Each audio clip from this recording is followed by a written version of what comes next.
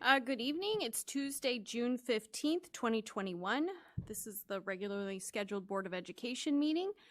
If I could have. You Wow. could. Wow, I'm really out of practice.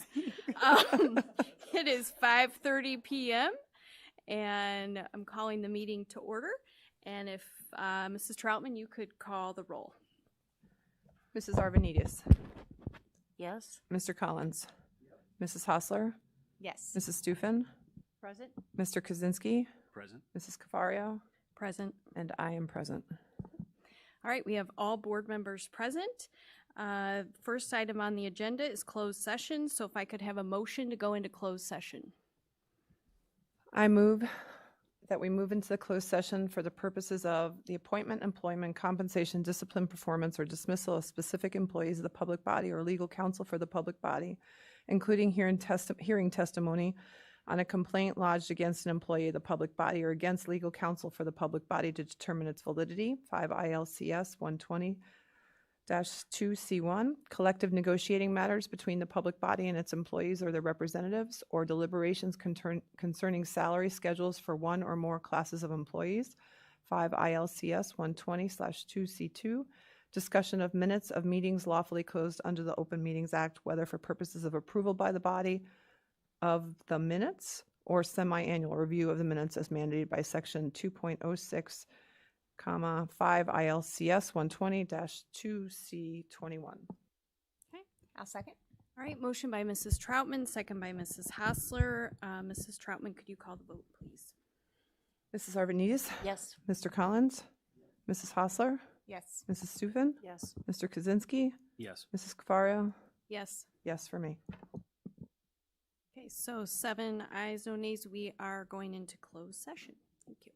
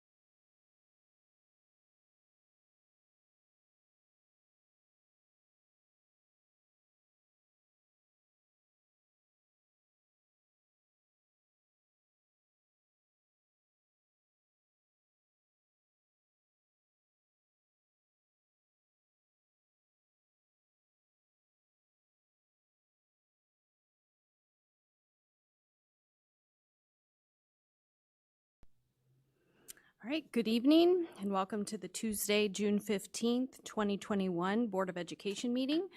The board has been in closed session since 5:30 this evening for items listed on the agenda. We have all 7 board members present, and since we are all vaccinated, we are not wearing masks this evening. Governor Pritzker moved Illinois into Phase 5 related to the COVID-19 pandemic for all Illinois counties. Phase 5 guidelines will be followed. In accordance with Board Policy 2.230, members of the public may provide public comment at the meeting. The public will be allocated up to 3 minutes per speaker. The board president has set 30 minutes as a length of time for the public comment section of the meeting. The board meetings continue to be live streamed for viewing on the district's website. An electronic public viewing can be found at Board Docs by clicking on the video button. So at this time, I would like us to please stand for the Pledge of Allegiance. I pledge allegiance to the flag of the United States of America and to the republic for which it stands, one nation, under God, indivisible, with liberty and justice for all.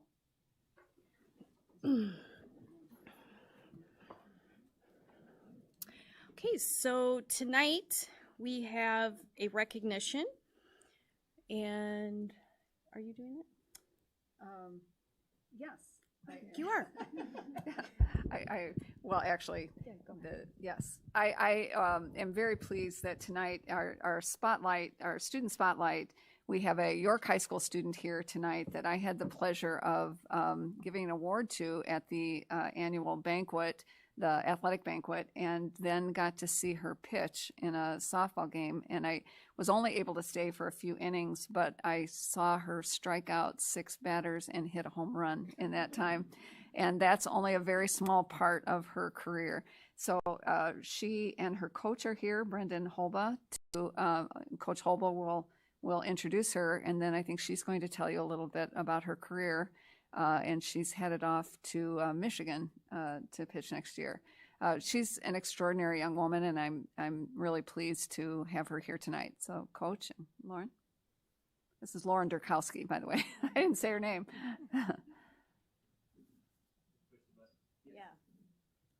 All right, thanks for having us here. Like Dr. Yonke said, I'm Brendan Holba, head softball coach. I'm also a history teacher at York. Lauren is an incredibly special athlete. She came in as a freshman. She was committed to Michigan. And as a freshman, she took the team to state. They finished 4th that year. She was an All-American. She was All-State, All-Conference, All-Area. Her sophomore year, she battled through some injuries, but same thing. All-State, All-Conference, All-Area. Last year, we all know what happened. We didn't even get a chance to step out on the field, but we were primed, and we kind of expected her to have another big season. And then this year, as a senior, very high expectations, and I think she's met them. She started out as a nominee for the Gatorade Player of the Year. She's now one of 3 finalists for softball in the state of Illinois, so that's a pretty big deal. I've been speaking with a number of publications, different outlets that write about softball. She will most likely be an All-American, All-Region, depending on how they give out those awards. She has already been honored for All-Conference. All-State will come out next week. All-Area teams are coming out. The final game of the regular season this year, she actually had her 700th career strikeout. So if you look at that, you know, a regular freshman season, a sophomore season that you didn't get to play all the time because you were hurt, you missed out on an entire junior season, and then your senior season, you only play 19 regular season games instead of 35 that you would normally play, plus the postseason. For her to just get over 700 is unbelievable. I assume she would have been over 1,000 if she would have been able to play 4 full years. And not only was she a great pitcher, she's a tremendous hitter. She led our team in almost all major offensive statistical categories. She had the highest batting average, the most home runs, the most RBIs, and one of the bigger things, she accomplished that towards the end of the season. She was kind of getting the Barry Bonds treatment. Everybody was intentionally walking her and didn't even want to face her. So, yeah, not only is she a stud in the pitching circle, she can also hit the ball out of the yard. There was actually, if you've been over to Bryan, there's the houses that line the street. She has put it in the yard on a fly on a number of occasions, including in the games. The biggest thing, though, like Dr. Yonke was saying, is in the first game of the regional, she threw a 15 strikeout, 5-inning perfect game. That means we run ruled the team, and every single batter that she faced was a strikeout. And then she followed that up with a 2-hit shutout where she also hit a home run as well, and she was awarded the Extra Innings Softball National Player of the Week award. So the list just keeps going. Lauren, we're excited to see what you're going to do next year at Michigan.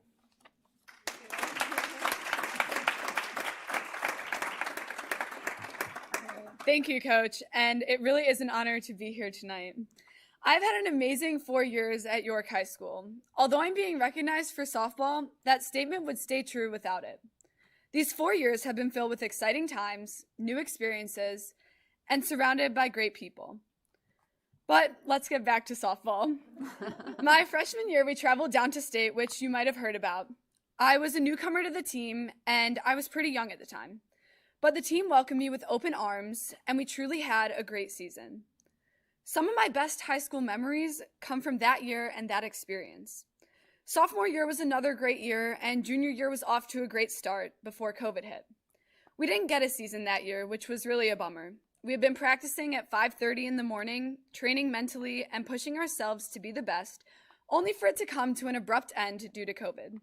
The question of having a senior year was now a frequent thought. Luckily, we were able to play, and we truly did make the most of it. The minute we got to practice together, I could tell this team was special. We are like a family on and off the field, and we all strive for success. Our season this year was amazing. We truly enjoyed every moment we got to spend together, whether it was at 6 a.m. in the morning or 8 p.m. after a game. My 4 years of York softball have been wonderful, and I wouldn't trade them for the world. Those 4 years contain some of my best memories I have, and I'm sad to say that it has come to an end. My goal at York was to leave my mark, whether it be in the classroom or on the field. Today, I'm able to use my voice and leave a mark. Right now, I am here representing York softball program, and I feel that because I have this platform, I need to use it to help the program for the future. Through my years of York softball, we have faced hardships such as limited indoor practice space and a public, off-campus home field. Due to cold weather during our season, we are often ending up practicing inside. However, we don't get much space to practice. It often feels like we are given the short end of the stick with limited time and space. One time, I actually had to pitch in the swim balcony because there was no space for us in a gym or a field house. We often see other teams being given prime practice time and space, which is something that our program is striving for the future. Another hardship we face is our field. Our field is off campus, which makes it very difficult for people to get there. As a freshman, you have to rely on an upperclassman to drive you to practice, because if you take the bus, you don't arrive to practice until 30 minutes after it is scheduled to begin. Our field is also a public field, which means that anyone can use it at any time. We will show up before games just to find trash in the dugouts and on the field. It gets frustrating because every time we come to York, we see that the baseball field is locked up and easily accessible on campus. I have heard that there are plans to move our home field to campus, and I really, really hope those plans do stay true. I'm very appreciative for everything York softball has done for me, but I feel the need to advocate for change in order to grow and benefit our program. Thank you for having me. I truly appreciate being here and being able to use my voice and my platform to make a change.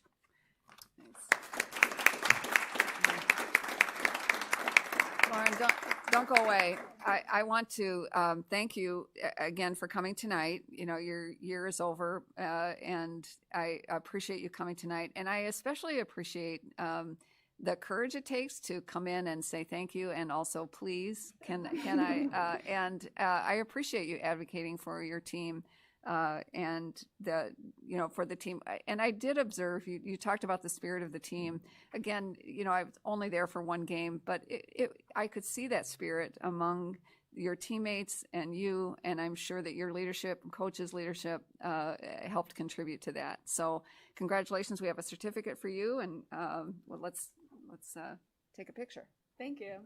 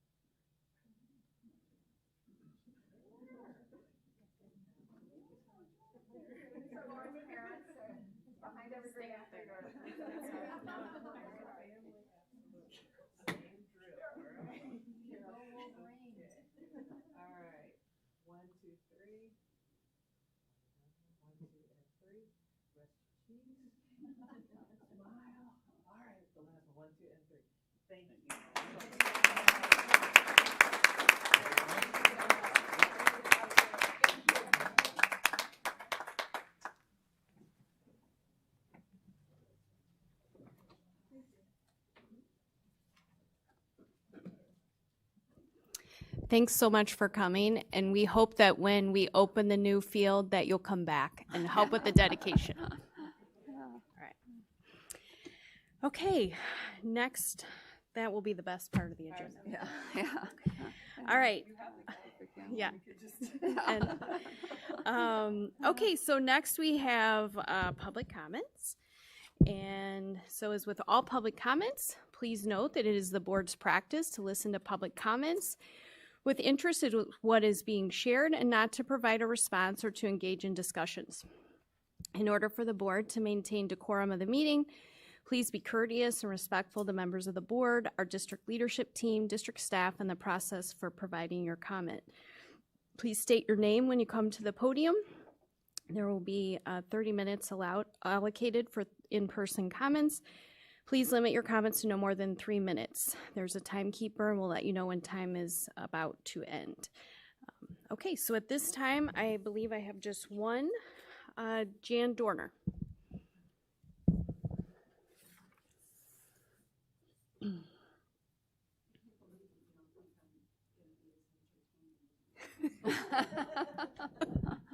Well, you could try to be.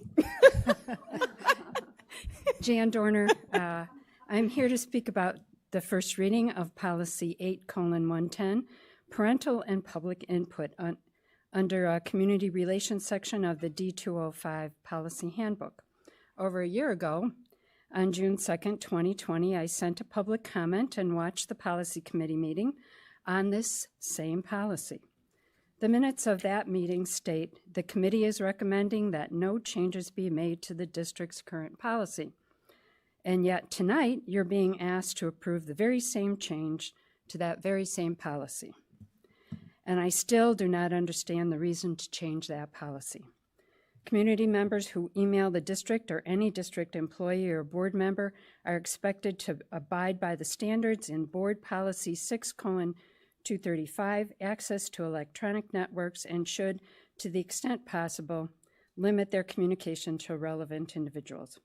I don't know how you expect any parent or community member to be aware of this policy, and I also don't understand if I send an email to every 1,500 District 205 employees and board members, does this mean my email address will be blocked?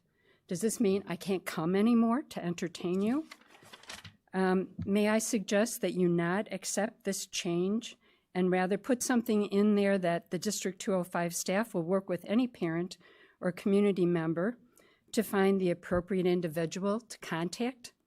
Please do not accept these changes to Policy 8:110 under the consent agenda. Thanks. Okay, thank you. Any other public comments? Okay. All right, so next on the agenda is the approval of board meeting minutes.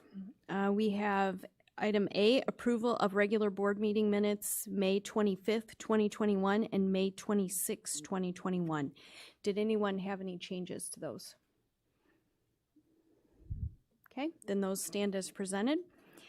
And item B, approval of closed session minutes, May 25th, 2021, and May 26th, 2021. Those stand as presented.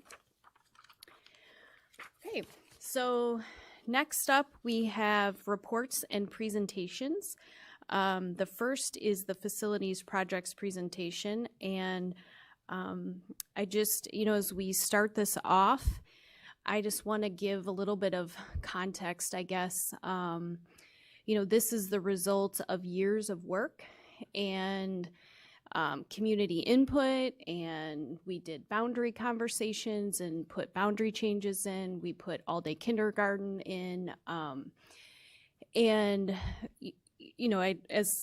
those of us, I think everyone has been involved in some capacity. We knew that as we worked on this and as we progressed through the facilities project, that, we would have to maybe adjust course or, because we knew that when you announce you're going to have 2 new elementary schools, people will likely come that want to put their children in elementary schools. So it's a result of really good things. But these conversations are, we have a tough decision as these are kind of permanent, like buildings, they're there for maybe 100 years or so, like Lincoln. And I think the 7 of us feel the weight of wanting to make the decision that best serves our community both now and for years to come in the facilities, and also the overall support of those facilities, because it takes money to both keep them running and then staff them. So, the community values our neighborhood schools. We've seen that again and again. And so that is what we are working on. And I just, I wanted to put that out there, that this is ongoing. We will continue to, tweak as needed and adjust and have the hard conversation and celebrate and look at the things that we need to along the way. So with that, I'm going to turn it over to Dr. Yankee and all of you in here that are going to help give the presentation, and then we'll discuss. So thanks. Okay, thank you. So thank you. I'm going to start, but obviously we'll ask for assistance from Todd Schmidt, Chris Welton, and representatives that are here from White and ICI as we go forward, and also understanding that many of you on the board have been deeply involved in this putting together the referendum and working on this project, and I know that it is extremely important to all of you, and so I welcome your comments tonight and discussion about this too, that we want to live up to the spirit of the referendum and what was promised to the community, and do our best. We also know it's a huge set of projects worth $168.5 million over the course of 7 years, and that there are going to be changing needs, evolving costs, things that happen during the course of that period of time. And we're also trying to adapt as best we can to those changing conditions while being fiscally responsible and keeping to the promise to the district. So on the next slide, I have an outline of what is in this presentation. Some of it is in response to questions that board members asked. Some of it is just a further evolution of thinking about these projects. We have a budget update for the whole plan. But then we also provide some context for that with some slides about the district financial position, responding to questions about building capacity in all of our elementary. We're really focusing on elementary schools for this presentation, and enrollment projections. And then some updates on design for Field, Fisher, and Jackson, with Field and Fisher really being at critical points in the design process, in order to get bids out, to secure materials, which is one of the big challenges in construction projects right now. We know there have been disruptions to deliveries, supply chains, and shortages of materials you wouldn't expect to be shortages, and so it's critical that we get those. Jackson is also important, and it is a little bit smaller. The changes are less than in Fisher and Field, but it's important to talk about that at this point also. And then I'm expecting the board will discuss one of the key points is that in the original referendum work, the best financial projections at the time indicated that the taxed impact on a homeowner in this district would be about $150 additional on their tax bill for the bonds that would be sold. After our EAV increased this spring, when we got those numbers, that tax impact went down to $118. Now, after this board's decision to sell bonds early at a favorable interest rate, that tax impact has gone down to $4. I have to tell you, I didn't believe it. I asked Chris to call Liz Hennessy, and we did. We talked. Chris was great and got Liz right on the phone. So that is really a negligible impact to the taxpayer. We are going to tonight ask for consensus on proceeding with design concepts for Field and Fisher. Jackson design concept can wait, although we talked a little bit this evening that perhaps that won't be as difficult a decision and can be decided tonight as well. And then to talk about the cost of scope changes and the impact of escalation. So there, as was pointed out in our last meeting, changes in cost come because of scope changes, which naturally happen over the course of time, and escalation, which are, the escalation is built into those bids, that $168.5 million has escalation in it, but it's not surprising that there would be some escalation beyond that. So getting into the details in the next slide of the, again, the changes of finance, I really just walked through this, but the cost to the taxpayer of the $168.5 million referendum, originally $150, then $118 after the May 21st sale of bonds, $4 on a $500,000 home. I don't know what happened to the word home there.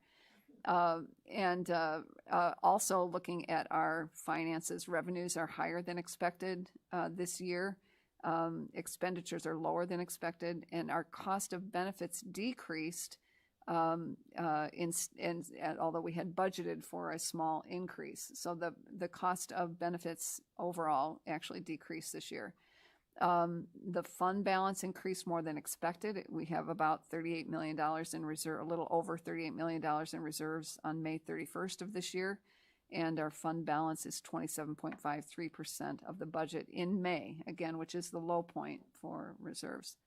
So on the next slide, this is an overview of the master facility plan budget. And we're going to go through each of these pieces separately, so we don't need to stop and look at these right now. We'll explain each part. It's really divided into 4 parts. Work that's already completed at a cost of about $13.5 million. Work that's in process right now, so bids are awarded, so those costs are fairly certain. There always can be issues that arise, but in fact, right now, the estimate is that this will come in a little under what is up there at $17.8 million. I'm sorry, 50, that's the actual expenditure so far. The total is $56.5 million on that part. And so there's a big piece going on right now. And then the work and design, that's the piece we're really focusing on tonight. That's Fisher Field, Jackson, and some other pieces. Again, this is where the biggest change is, or the overage right now is in this section. And then work to complete. These are pieces. It's actually we're estimating about $41.7 million in this piece, and so that's a total of, when you look at all those pieces together, we're about 5.2% over the referendum budget right now, the estimate. So again, that's completed work, work in progress, work in design, and work that hasn't been designed yet, is yet to be complete. So the next slide looks at the completed work. These are items that were completed right after the referendum was approved, and you'll notice that a lot of the overages came in secure entrances that were added to a number of schools. That actually, I think what happened on those, that the referendum budget was really just looking at renovating office space but in many cases, footprint changed and the secure entrance, there were just additional costs that weren't reflected in the referendum budget. There was a significant, the parking lot at Churchville came in well under budget, but overall, this portion that was, the referendum budget was 11.4 million. It came in at 13.4. Okay, and so the next slide.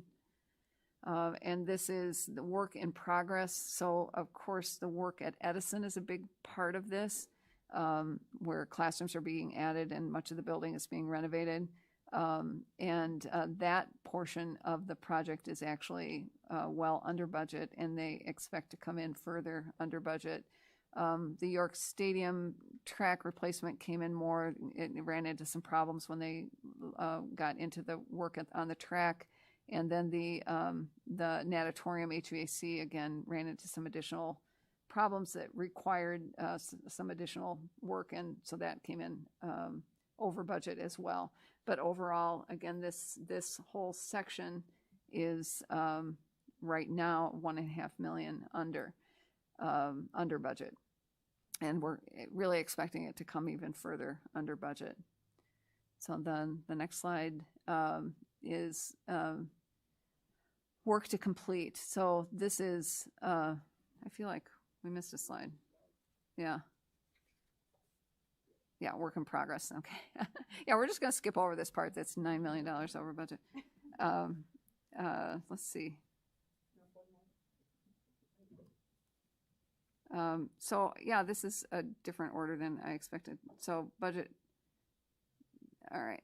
So this is work to complete. So this is the last portion that we haven't started work on yet. And there were, so this is some of the last pieces to be done, but there's more work. Brian includes hallways and, some additional work throughout the building. Same with Churchville. Those are the biggest pieces of this section and then Madison is a complete renovation. And then the other pieces are smaller. So the next slide, this is actually the piece that we're asking you to focus on the most tonight. Field is being completely replaced. That was the referendum plan with an estimate of budget, a referendum budget of 29 million. And we'll talk more in detail about each of these pieces. This is looking at changes in costs, but also changes in scope, with 3 additional classrooms being proposed and recommended here tonight for this plan. That the original plan did not have a net gain in classrooms. Now, it had new spaces, like a new art room, new music room, et cetera, but it did not have a net gain in classrooms. It was a 3-section school. It is currently, and was going to, the original plan was for it to stay that way. The Fisher renovations also is increase in cost and increase in scope with the media center was going to be in a long section of 4 consecutive classrooms in a hallway that would have been a very awkward space for a media center. I know that there's been a lot of talk about equity among the schools in spaces like the media centers, and so there were some different options considered. In fact, at the last meeting, we talked about possibly adding on to the building. This design that you'll see tonight is actually using a space within the building for the media center that I think is a really unique and much better plan that is just as big as that addition would have been, but very centrally located. It's an open concept media center. And then it will result in a couple of classroom additions, but we'll talk more about those things in detail. Jefferson is pretty close to budget, and Jackson, again, is over budget. And that's, again, some increase in scope and some increase in cost. And then the last 2 pieces, we have not done any additional design or bid work yet, so those are not, those are, again, unchanged from the referendum budget.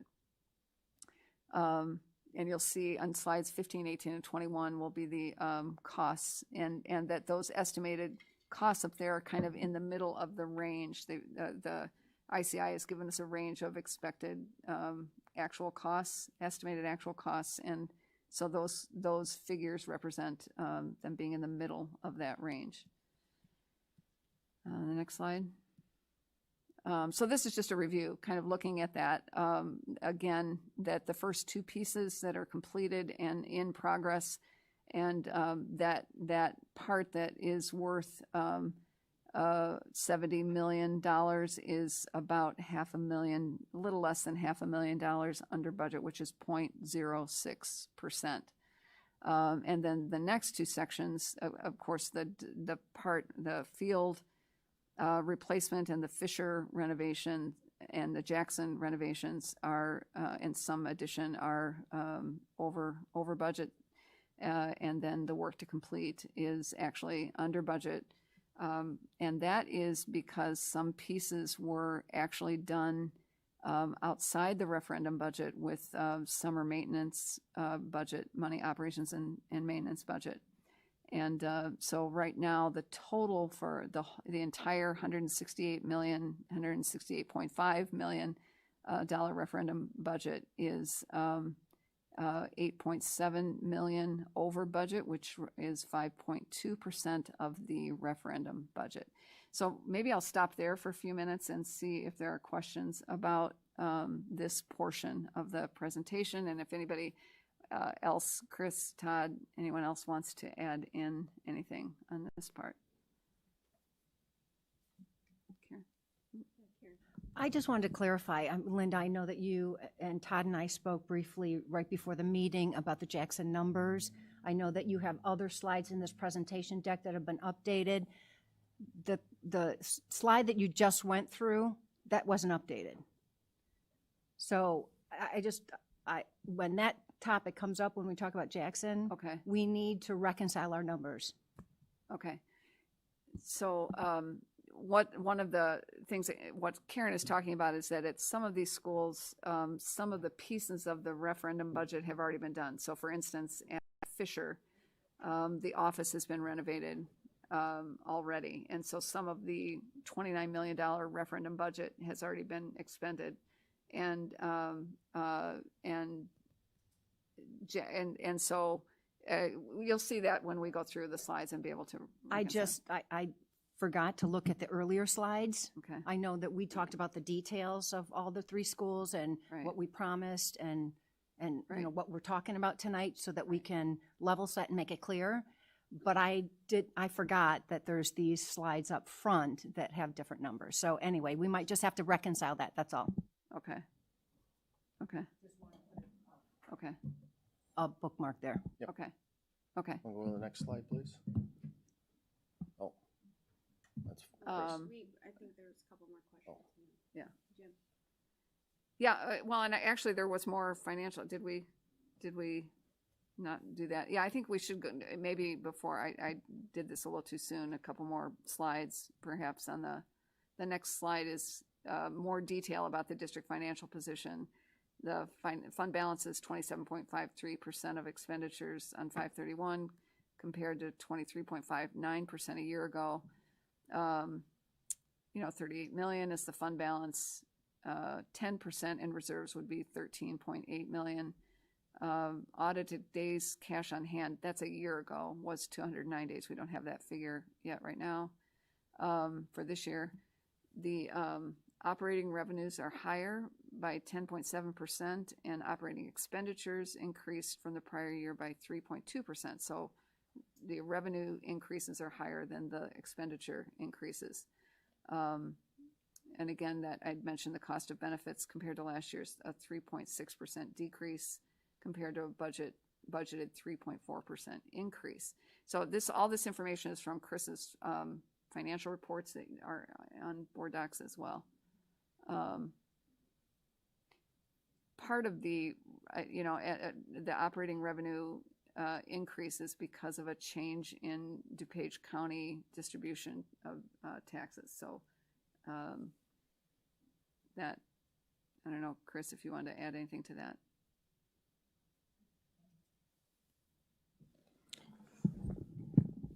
Well, this year in May, we received from the county 8.7 million in property taxes, where the last 2 years we had received 2.1 and 2.9 million. So it's just a strange change in the way the county had distributed taxes. So that skews it a little bit, because the June taxes to date so far look less than the previous 2 years. So that's really just a timing change.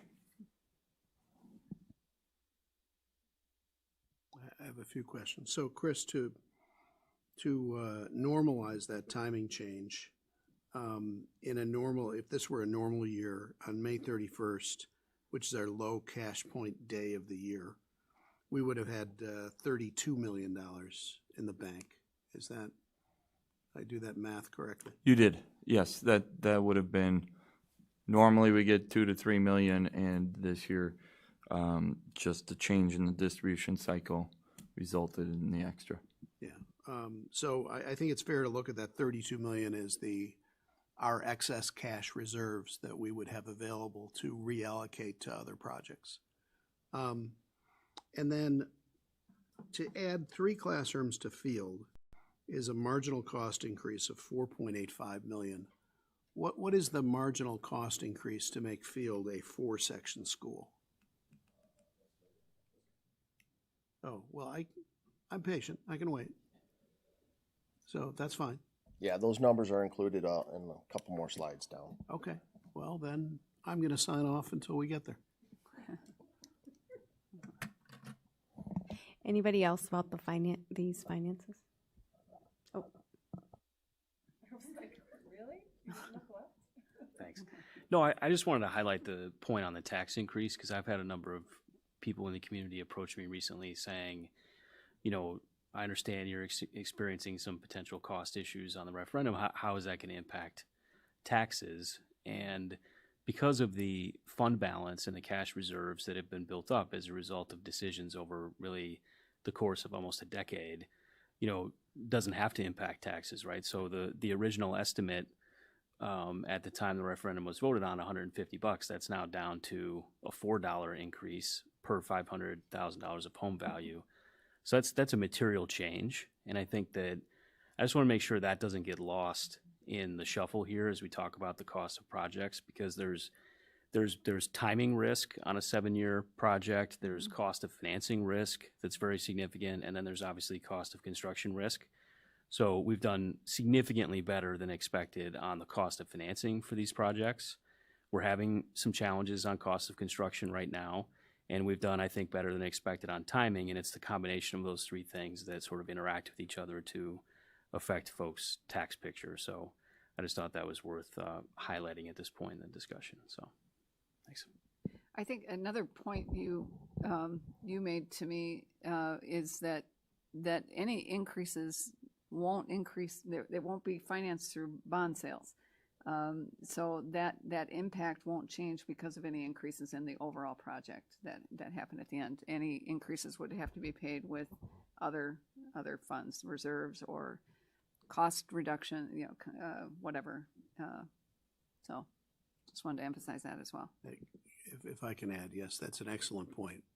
Our discussions here are in no way, it would in no way raise anybody's taxes. Right.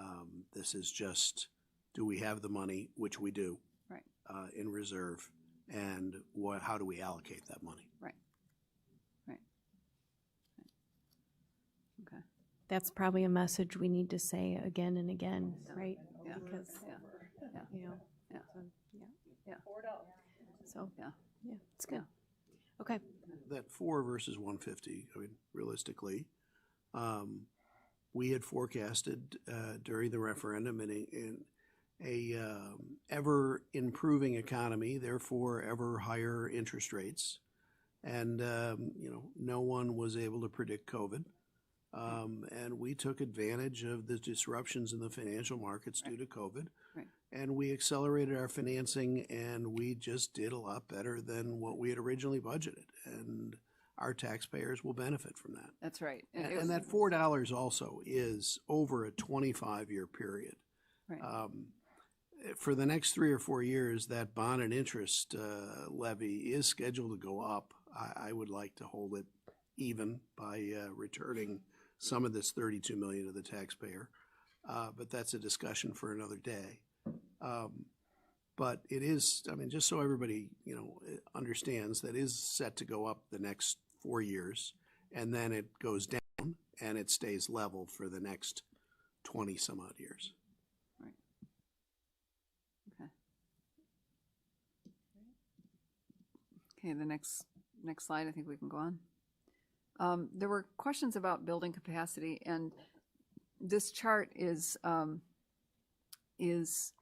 little difficult to understand, I think, in some ways, or to make draw useful conclusions from. But it does give you a sense that of what's going to where the buildings will be when all the construction is done. Except that Edison is showing it very low because that is not taking into account the boundary changes and the impact that will have on so some students from Jackson and some from Hawthorne will eventually move into Edison.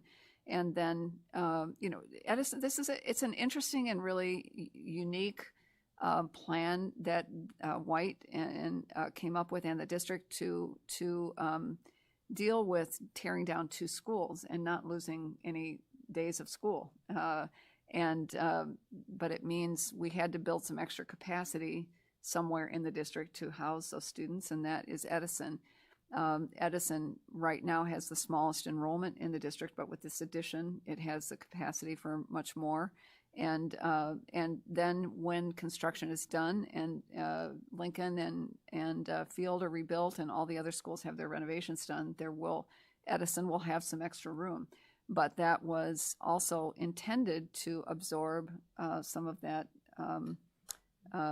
the students. You see Jackson 92% capacity and Hawthorne at, they're saying 71%, and Emerson 96%. That actually Hawthorne is more, that's just not reflective, I think, of what is actually Yeah, I'm trying the to understand, situation what there. does the Yeah. word utilization mean as opposed to classrooms? It's looking at the number of students instead of, so actually all those classrooms, 100% of those 182 classrooms are being used. There's no empty classrooms. Those classrooms in that first column are instructional classrooms for kindergarten through 5th grade, regular classroom, self-contained teacher and students.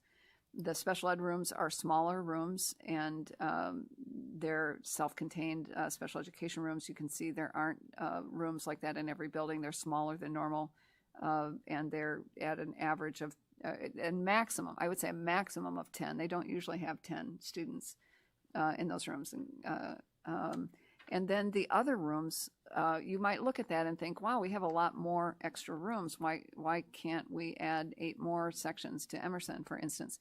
All of those rooms that includes art and music. And art and music are often bigger than normal because they sometimes they have a lot of materials. They sometimes take more than one section of students at a time. But the other classrooms are rooms such as where a reading specialist will meet with 2 or 3 students at a time. A social worker will have a small group and meet. So they're mostly small rooms, smaller than a normal classroom size. Not all, but they're mostly smaller than average, and they have special uses. Student services has expanded over where it used to be many years ago, and the space needed for those programs is reflected in those other rooms. You also see that some schools don't have very many, and they're short on spaces. Fisher, I don't think that's accurate that when the project is done, they'll only have 1, because they will have art and a music room, and they'll have some spaces for their others. So that's not accurate. But you can't, those are not counted in capacity. So what happens here is that you multiply 25, well, Fisher's not a good example. Let's look at Edison, 24 classrooms times 25 students, and you come up with 620.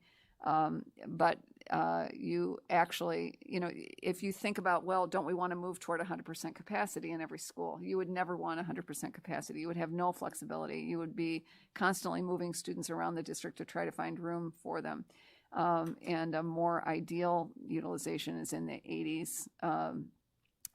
And the referendum, I found a slide in a presentation in preparation for the referendum that had these numbers more evenly distributed.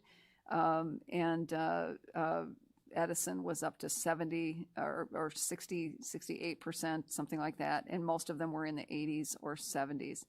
And I think that is the goal, to get all the schools to that. And also remember with Fisher, it looks, although that's showing 90.49%, Fisher actually, one thing different, the dual language programs, which is 4/5 of their school, or it will be eventually by the time they get all the way up to 5th grade, those classes are capped at 22. And so their capacity is a little bit less. If you're multiplying it out and you figured that out, that they don't add up to 25 times 25. Okay, the next slide. Just to get an idea, so as we talked about at previous meetings, we talked about this in the Facilities and Finance Committee. We've been talking about it administratively a lot. How do you predict what's going to happen next in terms of enrollment? When in looking through the referendum information, it was very interesting, very clear, steady increase in elementary enrollment for the next 5-6 years. And then, and that's what was happening up until this year. And then instead we were projected to gain 107 students this year, and instead we lost 257. So it's really a 350 student swing this year. But again, now we're looking at what I did here instead of, I could have given you where the numbers are now, but and then looking at next year, what I've been doing is talking to the principals. I'm finding that the principals really have those registrations up to date, kids that are moving in. And we also know in June, most schools will have some change between now and the first day of school, or the 6th day of school, or September 30th. There will be some change. They'll lose some students and gain some students. But the trends here are at these 3 schools are up. And Jackson, this year had 77 kindergartners. Next year they have 81. So far, she's expecting more this summer. And their first grade, which this year was, so that kindergarten of 77 became 90 first graders. So they've gained students, if you look across that way, or look at first grade, this year was 67, and now it's 90 again right now at this point in the summer. Jackson was projected to have 74 kindergartners and 62 first graders, I shouldn't say new, in 21-22, but the numbers are much higher than that, as you see.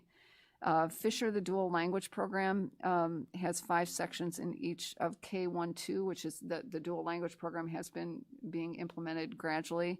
And again, those classes are capped at 22.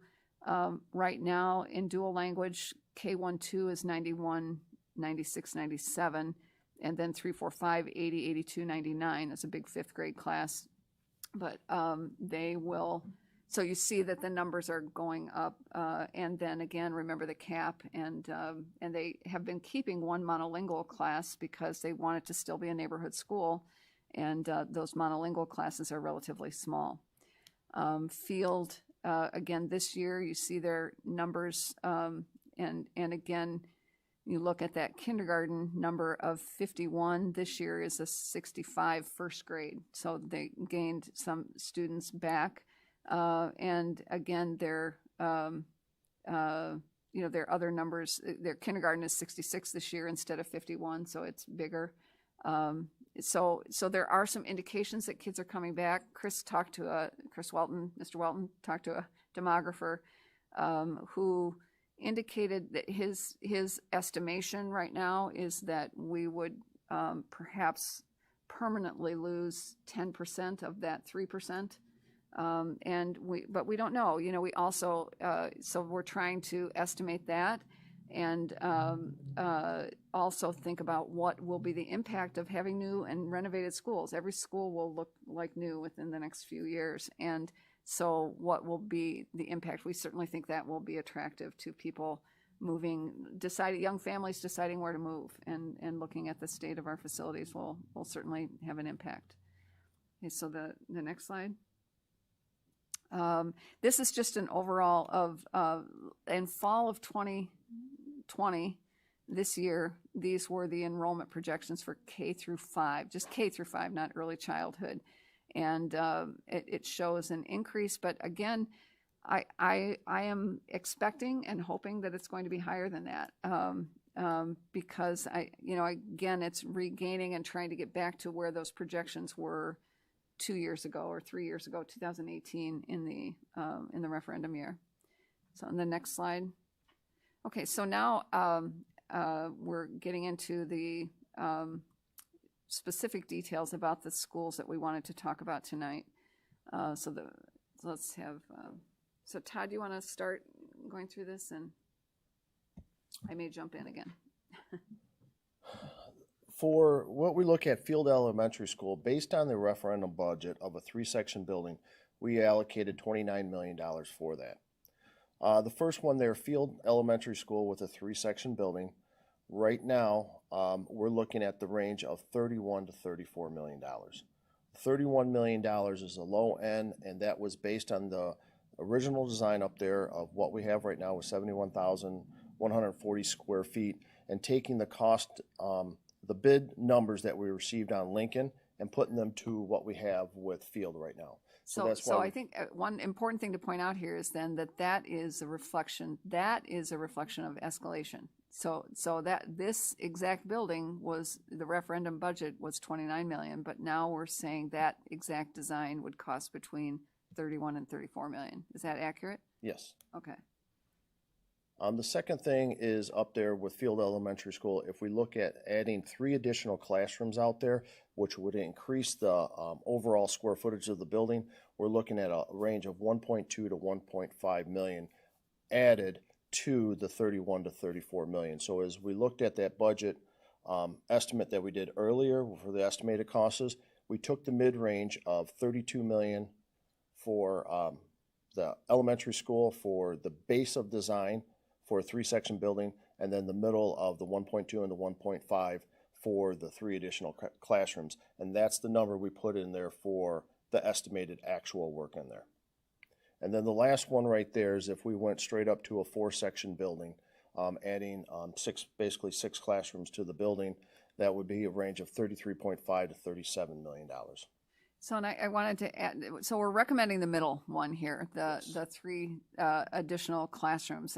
I've talked extensively with the principal, talked with architects, with ICI. And so, again, it's gauging enrollment trends, but also looking at, and we think Field is going to increase. I think that the families that live in the attendance area of Field, there are a significant number that go to private school. I think we'll pull some of them back with a new school. And not necessarily until the school's complete, but we will pull them back. Also, the fear of, do we need a 4-section building? And I think if Field grew enough to warrant a 4-section building, I think you can also think about that extra space at Edison. And looking at the boundary of Field is adjacent to the boundary for Edison, and there could be some movement to Edison as well. But this also, building a building that has the exact same number of classrooms, the first option doesn't seem to fit what we think is going to happen in this neighborhood. There is, in fact, a projection of there's been talk of another building, a residential building, apartments and condos being built in the Field attendance area. And we want to be prepared for that, but we don't also want to overbuild given the additional space that there is at Edison as well. So that's the recommendation. Yes. So again, that 1.2 to 1.5 million is scope. But then, part of the reason that this is over the 29 million is also because of that kind of breaks it out, the difference between the increase in costs and the increase in scope.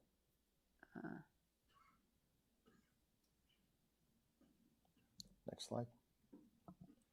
You've seen this. This is just the base 3-section, the design that Craig has presented to you several times. This shows where we, actually, I'll let Craig talk about that. I forgot he was behind me. So this is the plan that Craig has presented many times to you. And it really just shows the 3-section school in the pinwheel concept. Nothing has changed. You probably all could give the presentation yourself. You've seen it so many times. So let's go to the second one. Is this going to be the 4-section, Todd? No, the 3 extra Okay. classrooms. All right. So this is sort of that middle ground. You haven't seen this one yet. And so if you remember last time when I was in front of you, we presented the 4-section school to see what that would look like. And since that, having kind of regrouped as a team, we've come back with a hybrid option between the 3-section and the 4-section. And it looks very similar in terms of footprint, the overall outline of the building, to a 4-section. And in fact, the 3 new classrooms are added to each one of the neighborhoods on the first floor. And what we've gone ahead and done is gone ahead and eliminated the classrooms above those new classrooms. We've eliminated the classrooms on the second floor. So when you see the striped area here, that would indicate that's a roof area that actually could be used for instructional purposes by all the children.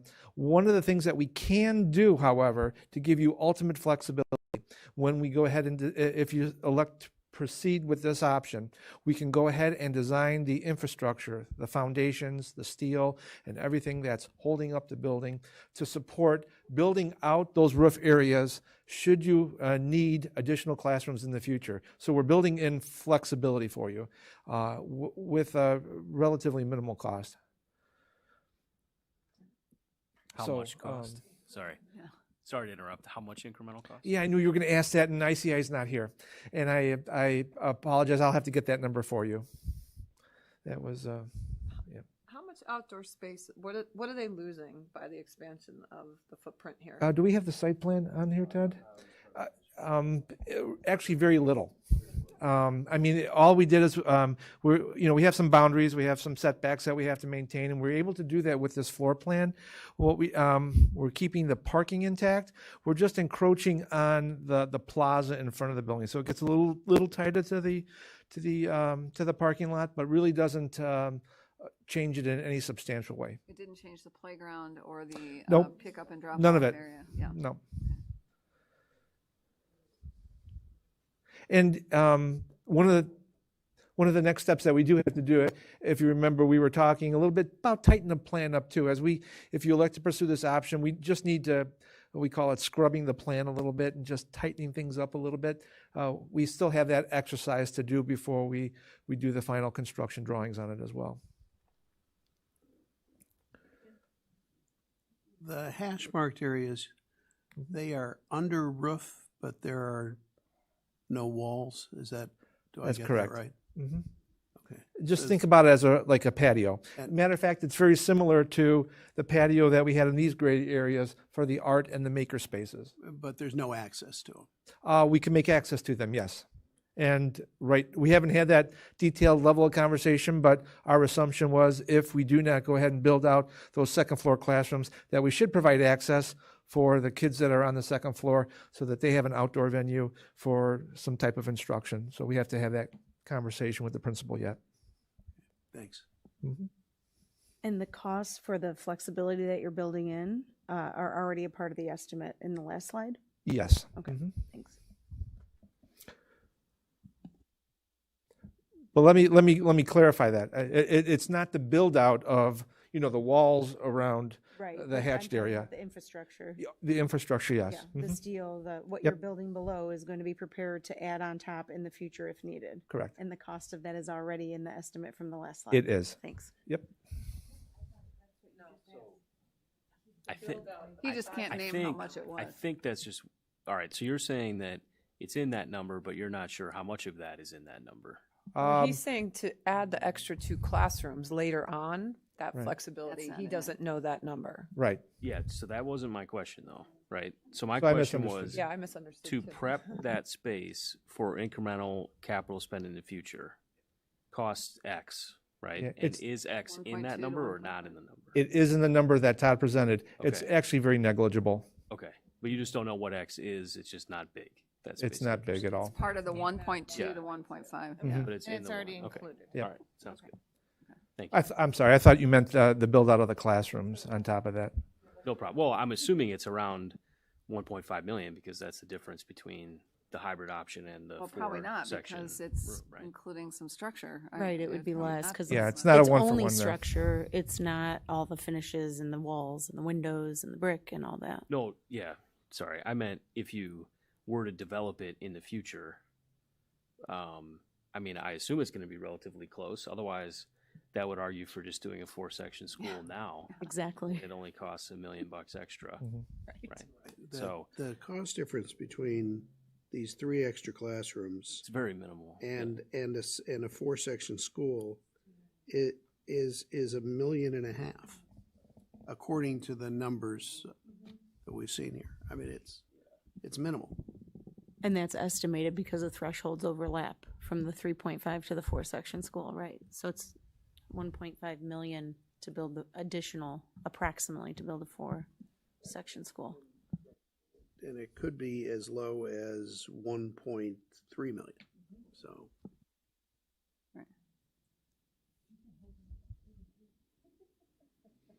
Can you go back to the blue slide? Yeah, that one, just for a minute.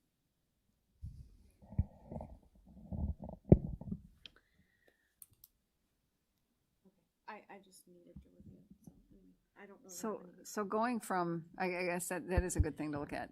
Going from the 3-section to the 4-section is $2.5 million. Maybe 2.5 to 3 million. You'd be on the Adding- high end, yeah, 35 and a Adding half. 3 classrooms is just 1.2 to 1.5. That seems like a big jump, more than, I would think it might be more in the middle and less on the bottom. I don't know. I see what, like a Yeah, a well, larger differential I between, guess. Yeah, yeah. exactly. If you're just doing it on square footage, I don't think the square footage from filling in those classrooms later wouldn't be as much, because you're talking about walls and infrastructure and, I don't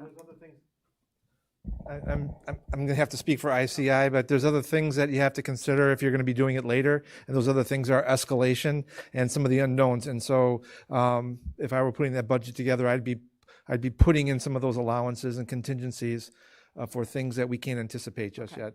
Okay, I mean, that makes sense. that's probably what it is.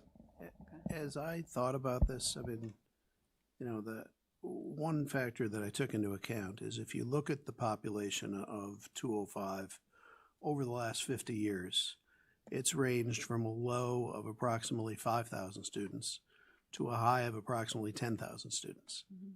And, you can't predict, those big demographic changes. So you have to say, all right, if we go back to 10,000, where do we find the space? And, when we went from 10,000 to 5,000, and that occurred in a relatively small number of years, we closed and sold a lot of schools. So, if we find ourselves in that, and then in 2006, we added a bunch of additions to the remaining schools for $56 million. So, the question is, if you go back to 5,000 or less, you're going to close some schools, and it's more efficient to run a larger building. So you might as well build a larger building to begin with. At least that's how I'm framing it. It's an Yeah, since interesting, it's a new school. Yeah, I see what you mean. yeah, to Because have, it's a brand new school. Yeah, Mhm. and so it's gonna be So- the one, it's Yeah. not gonna be the one you sell. Yeah, and yeah. I think about the north side of Elmhurst also, and so I include Emerson, Fisher, and Field in this idea that Emerson and Fisher, according to the capacity utilization, are very high. And so you have the 3 elementary schools on the north side of town that could potentially be very close to That's true. You could also move capacity. students from Emerson to Field.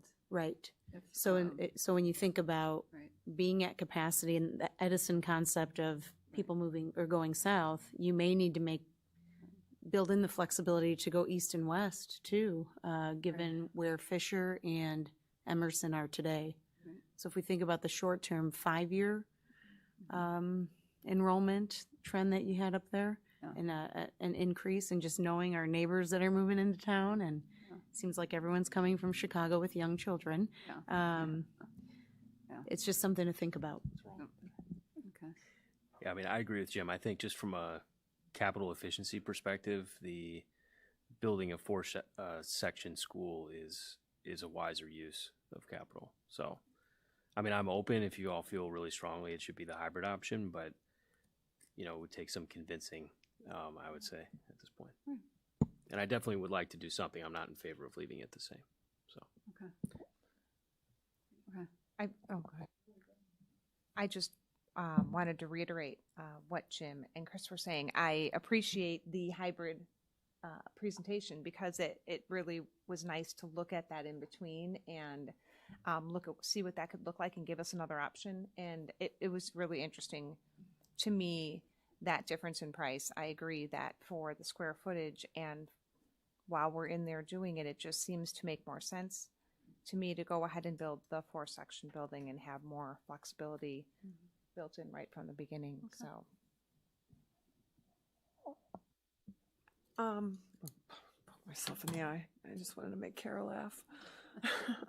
I guess for me, I want to understand, like in a big picture type of way, I struggle with, once Field is done, how much space there's going to be left at Edison. And how are we going to utilize that space? And if in a big picture scenario, you know, we are thinking about utilizing that space for programs because of the massive popularity of dual language, and to ease some of the burden at Conrad Fisher.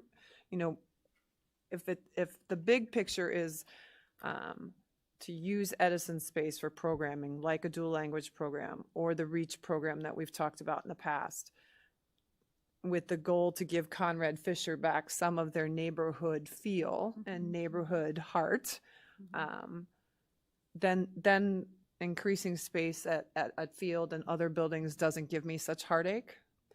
But if that's not part of the long-term plan, there's just going to be so much space at Edison that it's hard for me to kind of balance that out. Yeah, but I think also to remember that Edison can more easily absorb from Jackson and Hawthorne than from Fisher. And yes, we could move dual language, but there is a benefit to having as much of the dual language program together as possible, because it becomes a feel of the whole school. You know, everywhere in the school you're seeing Spanish and English. And it is a benefit. You have people that, you know, every service, student service, everything has people that speak both languages, and to have that at one school is efficient than having those people travel between 2 schools. Those are just some things to consider, and that some things that I've been told about as we talked about possibly moving some dual language. But the other thing could be limiting the size of the dual language program in the future, you know, and then, because remember, about a fourth or a third of the students that are in the dual language are coming from other schools. And so, you know, it just is another thing to consider. There's also been I don't know that this will happen, but, you know, the consideration of a REACH self-contained program or some other kind of program that could fit at Edison.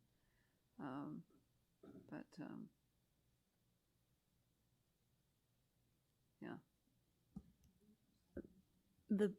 Sorry. What was the last thing that you said, Linda? Well, The reach or the there was, self-contained I can be know at that Edison? earlier this year, there was talk about a REACH program that would be, the original discussion was at Fisher, which clearly doesn't have the room for it. Edison clearly would have room for, if that was a decision that was made. I don't know if it will. But, you know, there are other possibilities for the space at Edison. Okay, my question was, did I hear you say self-contained? Or was that Well, something? I meant because instead of that a has a pull-out different. program, instead of pull-out, the REACH program, instead of a pull-out program, it would be okay. a, Yeah. yeah. I know, I just wanted to make sure, because when you say self-contained, I go somewhere else. So I just wanted to make sure that we're all on the same page. Yeah. Yes, yes. Yes. Did you start to say something? Do you want to? So, well, you know, this is a tough one. Yeah.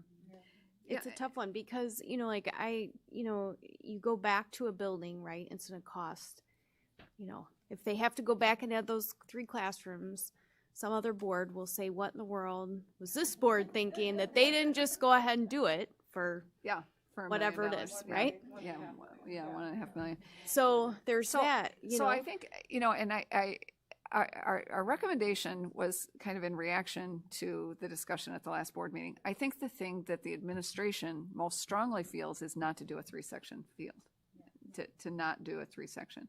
And if, I think Jim's point about building and thinking of the future, and you want your new buildings to be the biggest buildings in a sense, you know, you want them to be big enough to be the ones that you would choose to use over time, you know, that and so that makes some sense to me.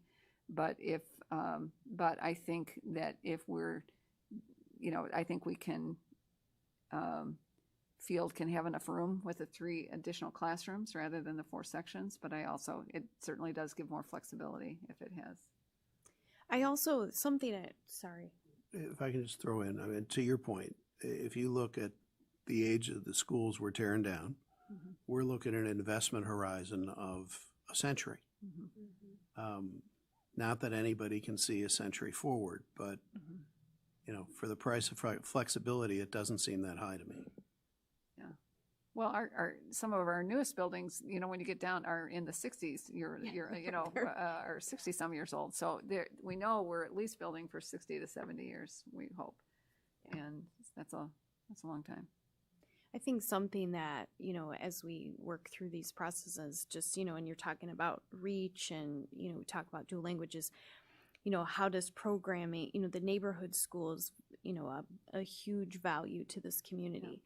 Yes. But then how do you sort of look at the global picture of the district and say, okay, where are programs and how do we help manage our enrollment through, you know, by where we place our programs, and kind of thinking about that ongoing as neighborhoods. You know, we all know, Right. like, you That's know, right. like one school like Emerson was Yes. bursting at the seams, and then, you know, then it's not, and then another school is bursting, you know, Yeah. so that you're always evaluating that so that you can have a process to manage the enrollment or your capacity, I guess, at your schools. So anyway. So that said, are you going to keep going, or do you want us to, like, do we want to answer this, or do you want, do we want to answer this? Well, Answer this although, would we be doing ourselves a disservice if we answered this question before we looked at Fisher? Okay, all right, so let's. that's Personally, great. I think Fisher is an even higher priority. Okay. Right. So let's, Okay. all right. Fisher. What we have to look at Fisher, in here we have the remaining budget for work to be completed at Fisher. We've already done some work on there, so there was money that was already allocated for projects out there when we did the office renovation. So this is the remaining budget for the work that could be completed out there. And with that, it's broken down in, initially in the referendum, it just had $1 million to renovate library and a small classroom addition. So as we look at that, we're recommending building a new 5,000 square foot 4 classroom addition and then repurposing, as you'll see on the next slides, some of the interior space out there. The goal here is to give them a net of 2 new classrooms, plus give them art and music as a classroom, because right now they're on a cart. So that's the main goal of this. So what we're looking at, this expected range is $7.8 to $8.3 million for the renovations and the additions that we're actually going to show you here on the next slide.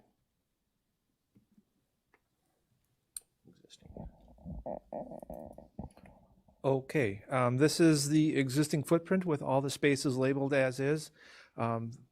To Dr. Yankee's point earlier, when she started introducing this project or talking about the school, this area right over here, kind of centrally located where most of the classrooms are on the west side of the facility, and this area right here is really where the most dramatic changes are going to occur on the footprint. But I think we have a good chance of really maximizing the efficiency, making the best use of the square footage by the floor plan that we're going to show you right now. There you go. Taking the library where it was located out here, relocating it over here. So reconfiguring all these rooms. These are support rooms. There's some books, some storage areas, some toilet facilities, teacher's lounge, and really moving that into this yellow area here, a little bit more suited for smaller spaces, and then taking the library and putting it where most of the kids are in the building. Sort of the open plan concept. The ideas that we've been exploring over at Emerson, certainly over at Lincoln, Field, kind of keeping this building on par with what's going on with the rest of the district was how we contemplated thinking about the library over here. A couple of the classrooms over here we could repurpose for the resource room as well as the makerspace, which is one of the features that we are implementing and incorporating in the new construction. And then as Mr. Schmidt indicated, finding dedicated homes for music and art in this location. Dr. Yankee, we are still assessing getting that extra classroom. Yeah. 2 extra classrooms. Well, we're going to, I think we've accomplished that with this, but you had asked us to look at kind of reclaiming some of this square footage if we can make that, and we're still kind of wrestling with that a little bit. Okay. But it's going to come to a happy conclusion very soon. Okay. So not to give anything away. Okay. And then relocating some toilets in the new construction over here. This area is where all the new classrooms are being proposed for this particular facility. Then that gets us, I think, up to about a four section school almost. Well, yeah, and that's my concern. There wasn't a net gain in the number of classrooms in this plan, so and we're looking at that flex room that's next to either art or music. Let's see. It's right here. Yeah. It's a bilingual, I it think, looks right very now. small, but you indicated there's a sliver next to it that perhaps could be incorporated into it. It's a storage room. We a little can. bit bigger. I think it was a classroom at one point. Yeah, Mhm. and perhaps gaining another classroom out of that yellow, either near the media center or right there next to the music room. Yeah, this one right here.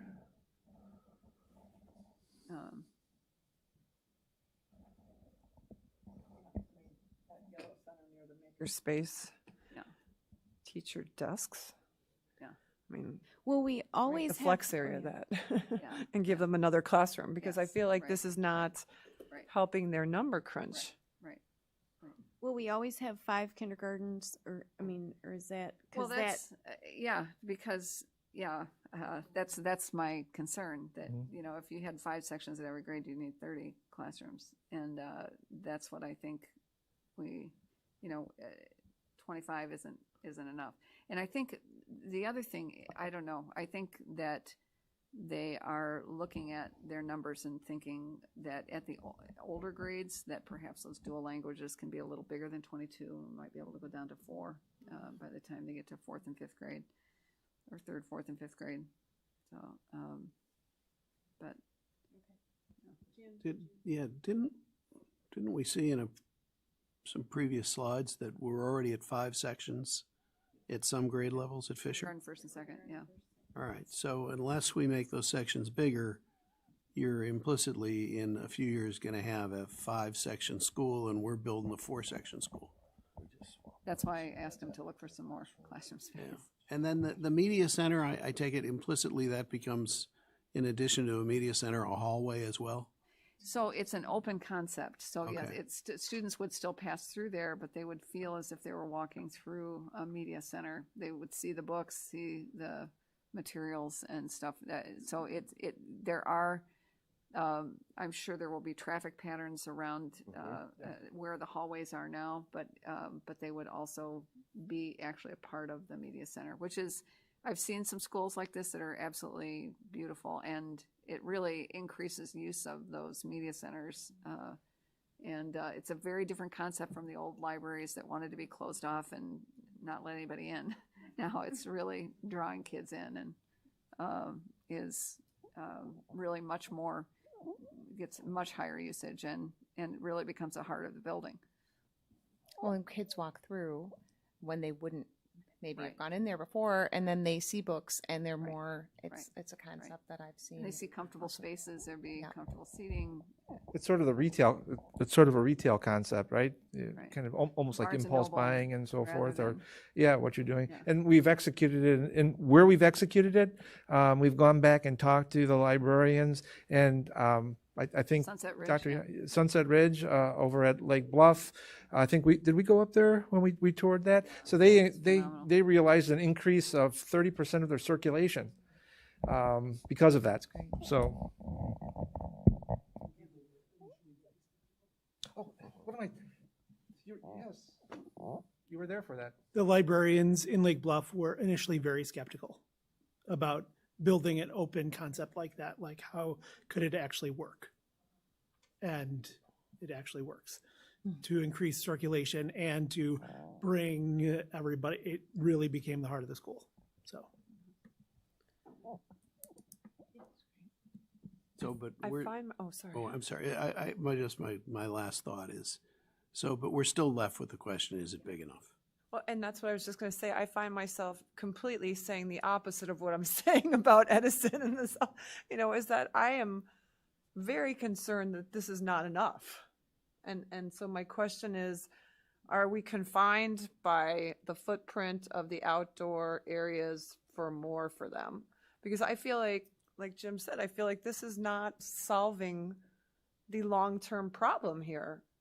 And it's certainly with the goal in mind of the neighborhood school, which I really feel strongly about giving back to that community, that it's not going to happen with just this. At least the way I'm looking at it. Yeah, we could expand it. We certainly one of the options that we. I know, Chris is Imagine that. No, but I didn't know, like you can't build, Lincoln can't get bigger.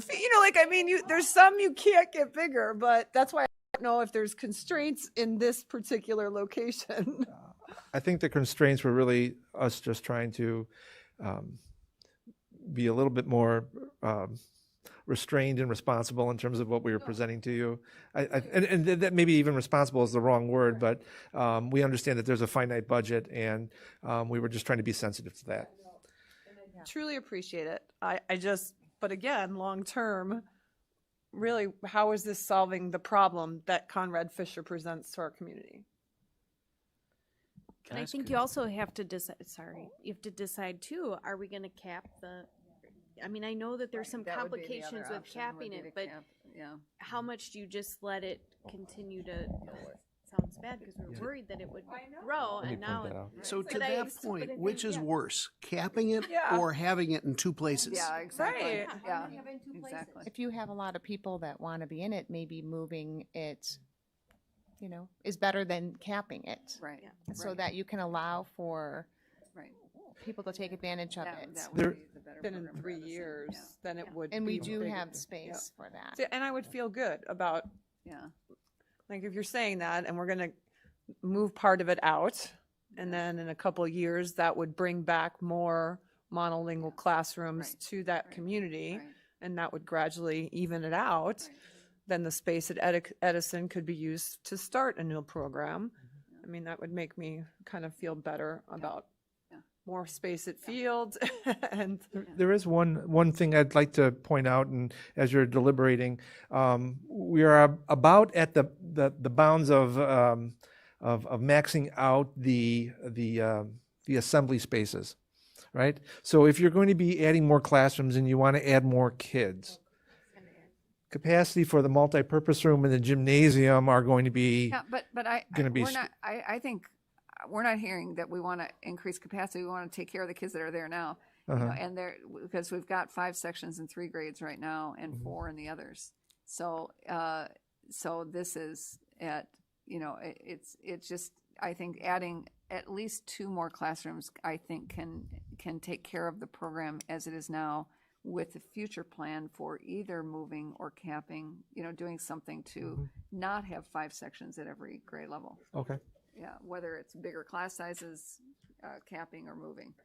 But- Something has to give. Yes, yes. But I think fitting within that footprint or I know there was one thought of adding 1 more classroom at the end of that west side. Up here. Yeah. We had a plan where we had one Yes. going up there. Yeah, yeah. We can go this way as well. But, as you get closer here, you might as well just make the connection eventually. Well, that's, so that- I did hear one person talk about just instead of those 2 taking and having 4 go across, or maybe those 2 and more going across. I don't know, Like joining make the it 2 so sections. it's got like a courtyard. Yes, yeah. Yep. And the Yeah. playground is still north of those classrooms, those new classrooms, right? Yeah. Yeah.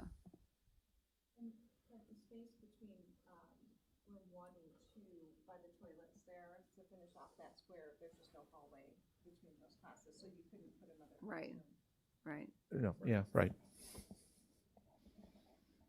Jim? I just wanted to, Courtney was talking about Edison.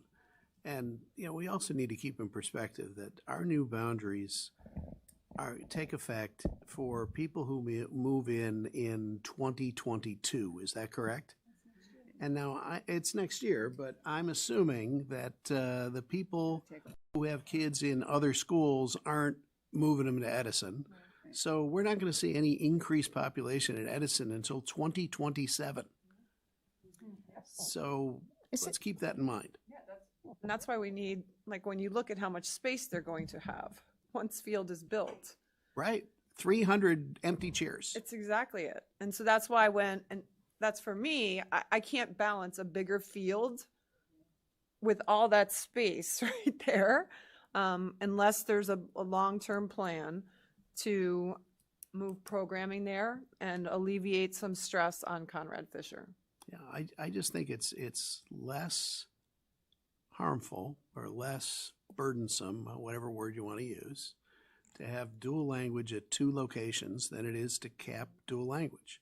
And just a few months ago, we heard about a program, a self-contained gifted program that was slated for Fisher. I don't know where. But it does seem to make more sense at Edison, right? So I think there's plenty of uses that would actually make other schools less crowded. Right, exactly. By shifting kids to Edison. I think there's plenty of uses for Edison. Right.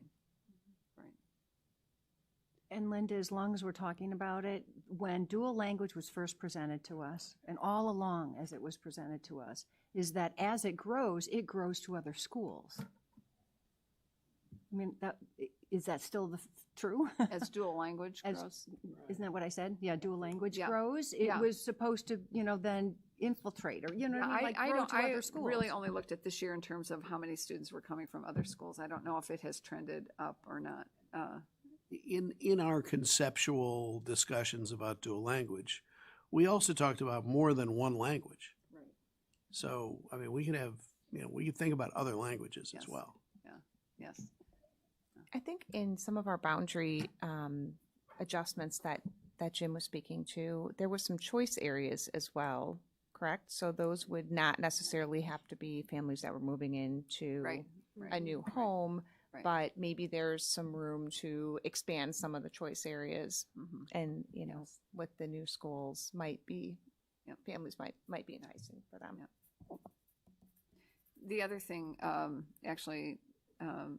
Beth had suggested to me that, for instance, if there is a new development in the field attendance area that you designate before it's even built, that any families that move there their children would go to Edison.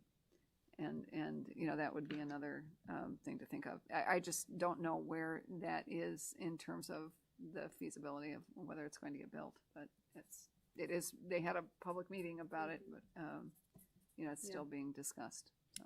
I think it's gonna happen though. Okay. Sounds like. So if we go back to the blue summary page on Fisher there for me, the additional scope is about 4 million. The referendum budget was 5.3. You're saying the total expected range is centered around 8. So does that mean that the 5.3 on a like for like, RJ, if you wouldn't mind flipping back to the blue slide there for Fisher, thank you. So are we $1 million under budget on the 5.3? Or where did that $1 million go? It's been spent on the office and secure areas, right? And that was $1 million over budget. That work. Because that memory. Yep, no, I understand that, but so then the 7.8 to 8.3 includes being, well, so 5.3 was the original budget. If that was $1 million over budget, that's 6.3, and then you're adding 4 to that. So I don't understand. No, that 5 point, he had breakout values because as part of that, there's with building the new classroom, there's additional cost to renovate that existing space in there. So that's why he broke it out that way. So if we were to add that addition out there and then renovate that existing space for the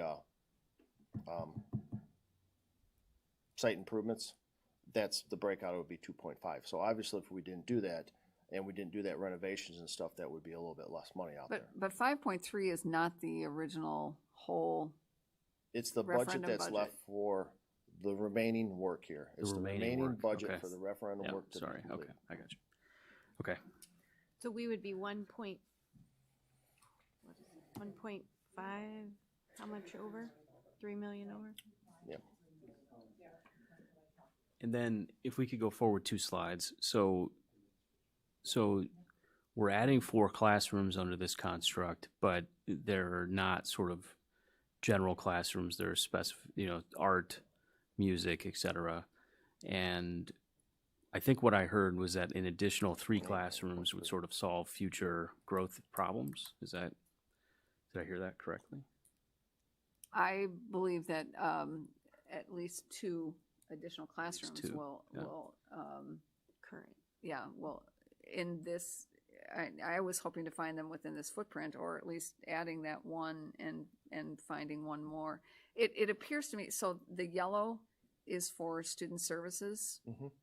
And it appeared to me that the footprint for student services was much bigger in what is there than what is in that, but maybe I'm wrong. Okay. It's actually almost Okay. 1 for 1. Okay. Well, it's a little bit less. Yeah, it's 1 for 1. Well, and right now they're doing a lot of things in the hallways, and Yes.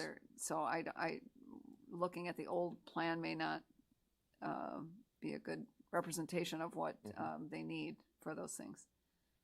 Okay, so you're saying relative to what I'm looking at there, we need 2 additional classrooms. Yes. Okay. And so,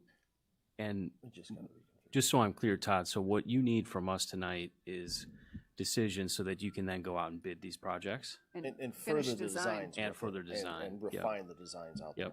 But, So can you basically design 2 options for this with, adding another classroom either up on the top there or off to the right? And then tell us what the cost of that would be, and then we can make a decision at that point? Is that feasible to do that and still meet your deadlines for Fisher in terms of to come back with them? We actually, maybe the right thing to do would be taking as an alternate bid so that you at least get a cost for it.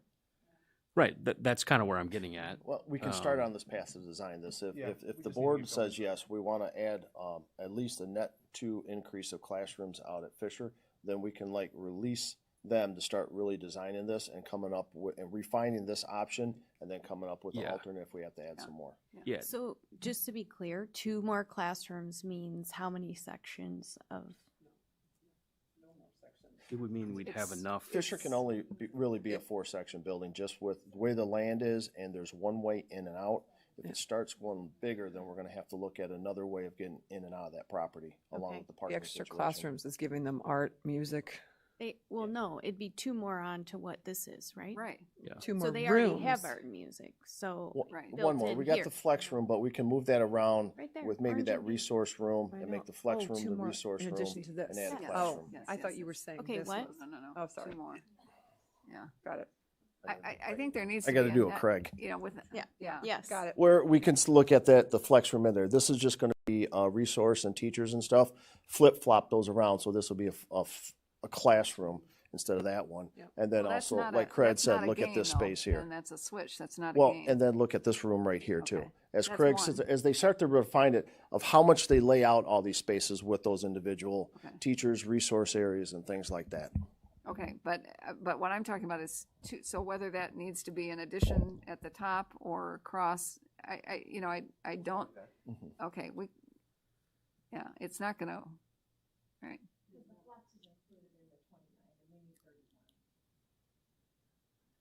No, that's 25.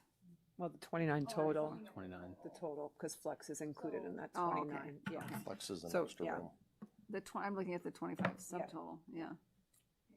Yeah, Sorry, that's I fine. had one more question on my line there. So if we basically say yes to this concept, but we'd like to see, two versions of it bid out, one with 2 additional classrooms versus what's shown there, and basically, and then the second one would be this. Mhm. Does that cause you to fall behind what you need?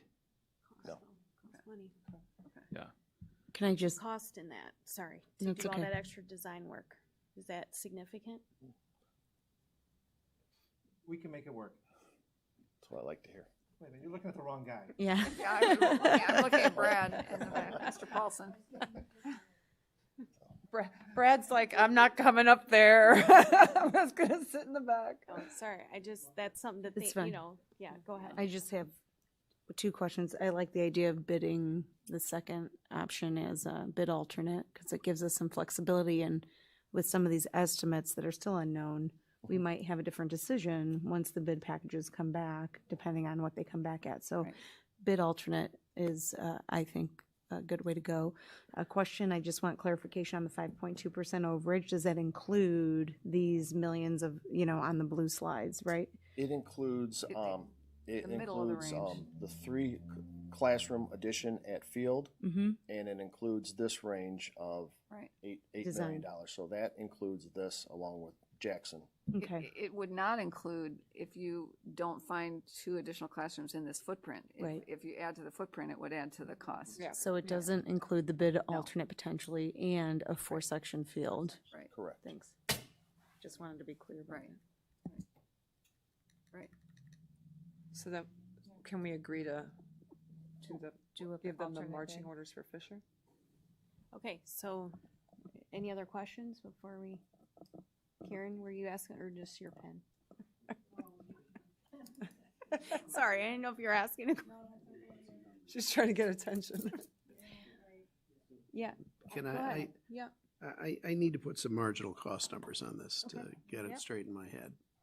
What we're looking at here is an additional 2.5 to 3 million over what we originally projected, right? Correct. Thank you, Karen. And then what's your ballpark for adding another however many classrooms as an option? 750 to $1 million. 750 to $1 million. Okay, got Roughly, it. it's the Thank same you. as on the next So slide. let me Jackson has 2 clarify, does classrooms. that 2, or that amount over, million over, include what has already been over, in that first part? Yeah, we're already Okay. over by $1 million on the Right. office. Right, so we're Fisher already was $1 million over. underfunded in the referendum. So this is On an the office. additional, No, that's why I'm asking if in this figure that's included, so when that's you're looking at included the in what we're total. already over. It'd be, Already on right now, Fisher, can you go back to the first part, budget update?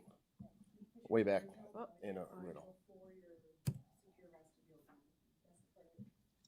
I think we're getting hung up on the we're missing the piece of the pie that came when we built the secure vestibules as a part of the original Right, budget. that's what I'm talking So what is the original budget? What was the original budget for Fisher, which was more than 5.3 million, right? And it was roughly 6.5 or something like that. And then add in the current model that we're already over on, and then an additional 2 as a bid alternate. Fisher's original referendum budget was $5.7 million for everything out there. And if you go back a couple slides, please. One more till we're completed. Keep going. Because you got behind Right the there. eight ball Oh, as go soon as you forward did the one. secure Right one. there. As you look at Fisher's secure entrance, it was budgeted for $390,000 for that, and it came in at 1.4, 1.5 million. Now that was initially, we did come back. So But we increased the scope. That's we increased the yeah, scope that's the scope. for That's the not the addition. storage. Right, right, Out. right. Even if we didn't put that addition on there, the 390 would not taken care of the secure entrance and office renovations out there. This was underestimated from the beginning and then came in higher. Okay, I just wanted to. Yep. All right, so We'll go can we forward. go back to the blue Fisher Yeah, go back slide? to the blue Fisher, please. I don't know how else to identify. It's a good thing that they have different colored slides, so we can keep referring back to the blue ones. To do green for money.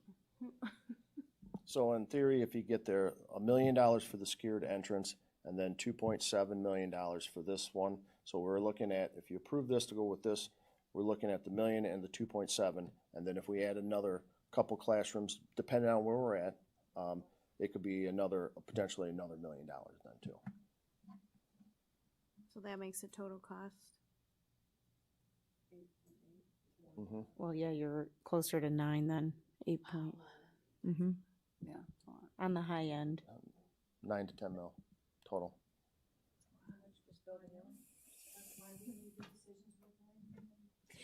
How old is Fisher? 60s, I think. Well, because it was incorporated. Right. No, it reminds me of the conversations that we had about field. Do you add to it or tear it down? Lincoln the same. I have that somewhere in this pile. It's all right. It's no big deal. Okay, now I'm curious. I think it's 60-some years old, but I'm not sure. Okay. All right. So we need to make Fisher in field tonight, for sure. Okay. Right, do you want to see the Jackson? So we're gonna go through Jackson and then we'll come back. Yeah. Then we'll do the whole thing. All right. Jackson, and I'll just start with this. The original budget for Jackson for everything in the referendum was $6.8 million. We've already spent with the secured entrance vestibule about $1.4 million, or a little over. It was over budget on that last one. And plus, we still have to do about $162,000 in boiler work, which is out there. So what we have outside of that work, we have $5.6 million at Jackson for the remaining renovation work out there at that facility. And part of that was to renovate the library media center. What we're looking at is we're recommending the same thing. The current library at Jackson, which is actually sunken, has stairs to go in there. It's about a 2,000 square foot room. We're looking at repurposing that to 2 classrooms and then putting an addition on there for the media and maker center space. And that's going to be in a range of about $6.5 to $7 million. So it's about $1 million to 1.5 over to what we have right now. And then based on some of the other conversations out there, if we add 2 classroom addition out there, which Craig will show you here in the next slide where we would square that building off, that would be about a $785,000 add, a range of $700,000 to $800,000, give or take. That's kind of what we're, so. Go to the next slide. Craig will walk you through it. So, this is actually not the existing, this is the revised. Yep. We're looking, the library is here right now.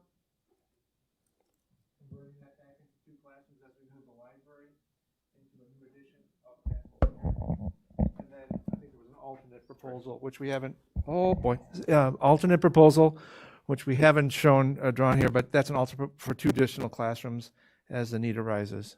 So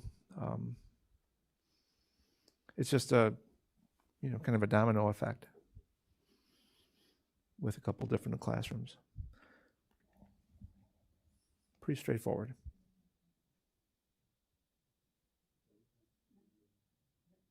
So why is this project over budget by $1.5 million?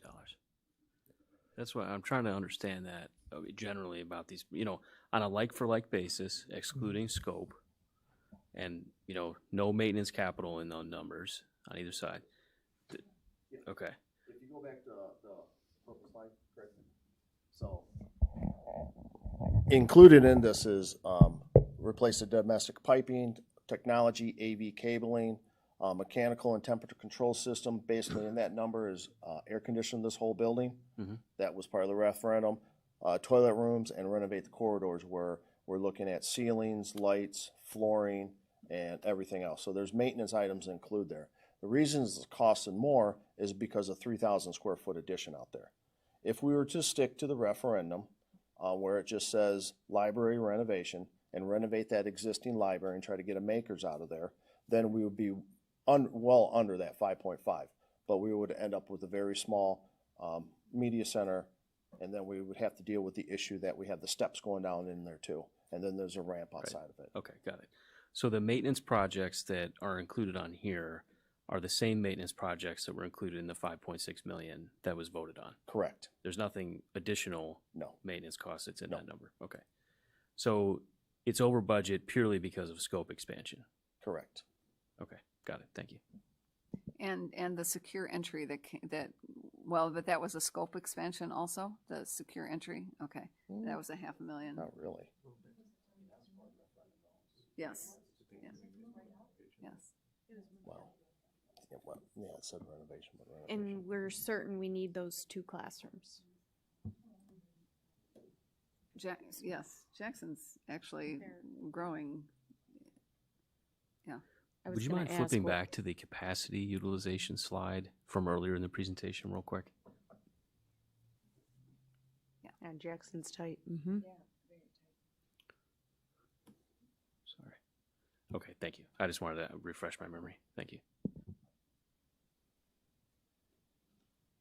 Okay.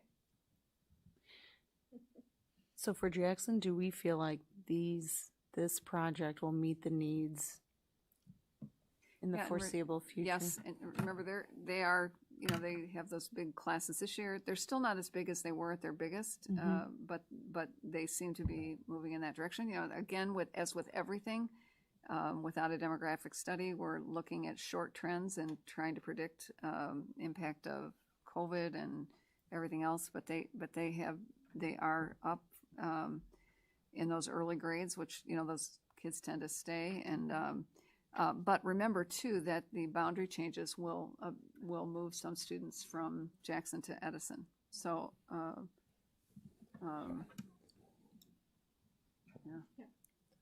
yeah. In I don't know how many years it will take, but they will eventually. And with Jackson, what our recommendation is to move forward, our proposal is to move forward with the media center addition and then take the alternate as the 2 classroom addition, because we can design it on the same thing and take it as an alternate, and then we can even bid it out and get the numbers. If we don't take it, at least we have it designed for in the future, because that is an ideal space to put those 2 classrooms and to square off that building. Should we do that? Okay. So are we good on that? We all agree? One clarification. So what you're saying for Jackson on the top part with the Go to the next 300, no, that one, Oh. this is okay. With the Okay. 3,000, whatever, square feet for the media center, makerspace. So that is the parity. It's what we promised in the referendum for this school, like all of our schools. And so. And it's just not the What 3,000 we need to because do. what we're doing, go to the next slide, we're taking 2 classrooms, so it's a little bit bigger than the 3,000. The hash line is the addition, but then that whole pink area is going to be makers. So it's going to be probably a 5,500 square foot media center makers space area. So Yes. What we're looking is right here, squaring it off right here. Got it. Thank you. All right, so Jackson's done. Okay, we're good. You got everything We're you picking need out from us colors. for Jackson? Oops. You got You got everything you need from us for Jackson? Yep. Okay. Yes. So let's go to Fisher. We'll work backwards. All right, so Fisher,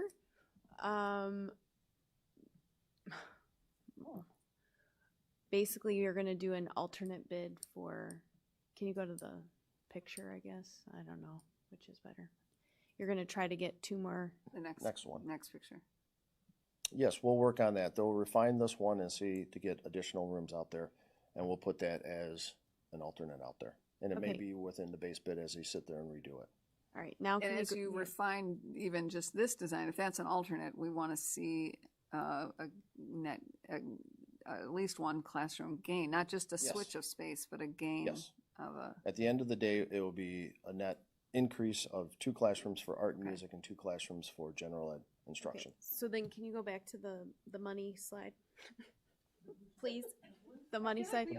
Access to the presentation. I know, I need like, okay, Well, you can so on board I docs. think the question is, and this is a question that I have for, I think, You need us, access but to change. when we have this overage, then is this coming out of fund balance or is it coming out of referendum funds? The only place you can Fund take it balance. is fund balance, because we're spending all the other referendum yeah, funds okay. Right. plus. Right. So Right. whenever we have an increase of, because we're increasing scope, Yeah, I mean, we're looking at 6-8 million so far. Yeah. You know, and your low cash point, you know, point of the year was an extra 32 million. Yeah. And I mean, and you can either sit on the taxpayers' money and have it in reserves until somebody takes it away from you, or you can invest it and make this a more attractive town and increase property values. Agreed. I agree. I mean, we built up reserves for a reason. I mean, we've experienced a lot of those reasons over the last 18 months. And it was nice to have them during the COVID crisis. Didn't end up needing that much of it, but it's also nice to have it during this project as well. So, it gives us the flexibility to make decisions like this, because I think some of these additions to scope would be great for the kids in these schools. So, yeah, I mean, I'm only supportive of using the cash reserve. We're not authorized to issue any additional bonds beyond the 168.5 Right. million. right? Yeah. Karen just brought up an excellent point that she whispered in my ear. During the COVID crisis, extra classrooms would have been extremely useful. Cash in the bank was not. That's exactly right. That's So if exactly there's right. another one, we'll be prepared. Yeah, you're right. But yeah, you're right. You're right. It would, we had no space, No. you know. Okay. So we're basically Okay, saying. so we're good. yes. Can I, So can I, we're good? can I Yeah. just What add about something field? too? I agree also, and I think that, and we've talked about this, having a larger conversation at Finance Committee about our cash balance Planning for reserves. that, yeah. And also at what point, we just need to come to an agreement as a board, when we do have fund balance in the general fund, what do we want to do with it? I would suggest, because of our community needs, and we still see needs coming with other schools, this is just K through 5. Our middle schools will have facility needs or capital needs, and so will our high school, that we have a discussion about how we transfer funds into the capital fund so that we can pay for items like this without having to go to the taxpayer for referendum in the future.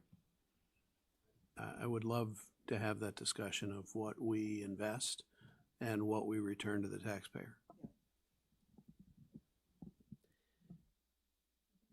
So we know what, you got what you need from us for Fisher? Sorry, I can't spit that up. Okay, all right, field.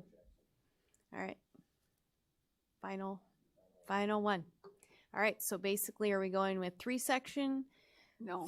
hybrid, or 4-section? I don't know what do you want to call that middle one, but the 3.5. I call it 3.5. Yeah. It's just 3 classroom, get it? I mean, I would agree with the 3.5. I just think it financially, if you're going to go there, I mean, it's an incremental. I mean, it's not much incremental money to just build out the 4-section school. So I'd prefer just the 4-section school, and I don't think that leaving it the same is wise. Leaving at the top option there is wise in my view. Yeah, I agree. The 3-section, obviously, it doesn't meet the needs. The 3.5 does. And for such a small incremental increase, it might be worth the 4-section to provide that flexibility in programming and in programs that aren't even created yet for our students in the future, so that we have the housing, just like we do at Edison, which I understand is difficult to see at their capacity level right now, but that we have that flexibility in programming and growth in the future to make decisions that really help kids have opportunities. I'd rather see more opportunities than fewer for our students. Agreed. I think the 4-section is the way to go. I think coming back in after the fact and building those classrooms on, it's going to cost more money in the long run. So I think it makes more sense. Go ahead. Well, the way that I look at it, I can't believe I'm saying this, because it's only $1 million, right? Or, $1.5 million or whatever, which is beyond my comprehension and typically my verbiage. But, the way that I see it, I've always said, from even starting the project probably a decade ago, having the conversations, is, we're bursting at the seams. We had, trailers, mobile buildings and all that sort of stuff. So what we're saying is that the 3-section school, I hate the fact that the expenses are going up, but we did, get a lot from the bond. But the 3-section school is too small. So you're asking us to add 1.2 to 1.5, to just add a few classes, or go up another 1.3 to 1.5 to get the 4-section. So I know if you add it up, it's a lot, but you have to look at it from those incrementals. And, I'm pulling up a slide from 2018 that we said put the ages of the schools. And, we just have to do the right thing up front. I guess the bottom line, if we're going to spend 29, which I hate the fact that it's 31 to 34 right now, not 29, but I have to look at what's the best thing that we can do, given that we have the reserves. I can't say in the future, what ifs, okay? Because we will if we have another issue, like I came into the board where we're in the red and cutting things.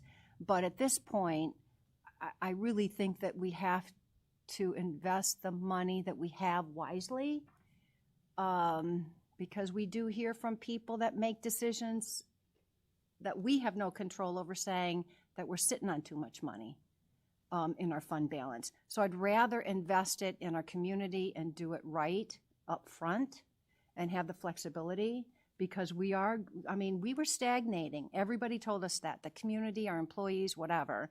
And that's what this was all about, is to, stop stagnating in the district and move programs here. And we're moving it here, but it's also attracting people. Good problem to have. So long story short, but I think it's important for us to give that history. It makes sense for us, not to be so stingy to say, let's not, add a little bit incremental to do the right thing the first time.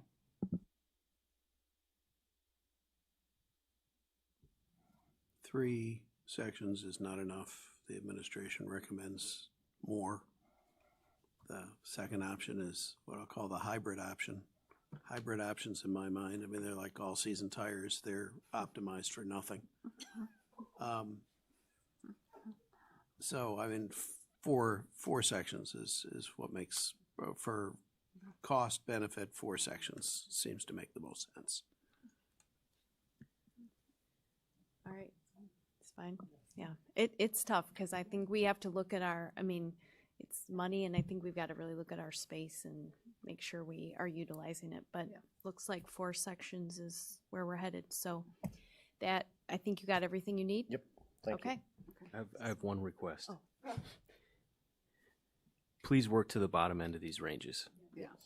So value engineer it Yeah. and get us to the bottom end. would be my request. And actually, thank you for pointing that out. At Jackson, we actually have done some value engineering, and actually, the numbers you saw here were $500,000 less than the last time we presented, because we did meet and we started to do some of that process. Thank you. Yeah. Thank you. Todd, I We would don't have need led it with to be that like, personally. What's that? I would have led with that personally. Exactly, Jim. Thank you for reminding me. now that he got the answer, he's like, Yeah. yeah. Yeah. Okay, so, Yeah. thank you very much for all the you. information. I know we all had a lot of questions ahead of time as well, so thank you for getting us all the information. Thank you, Dr. Yankee. And then I just think if we could take a 5-minute recess, that would be great before we go on to our next item. Okay, can I add one So thank- positive thing to what Chris was talking about, Yeah. engineering to the kind of the lower end of the Yeah. numbers?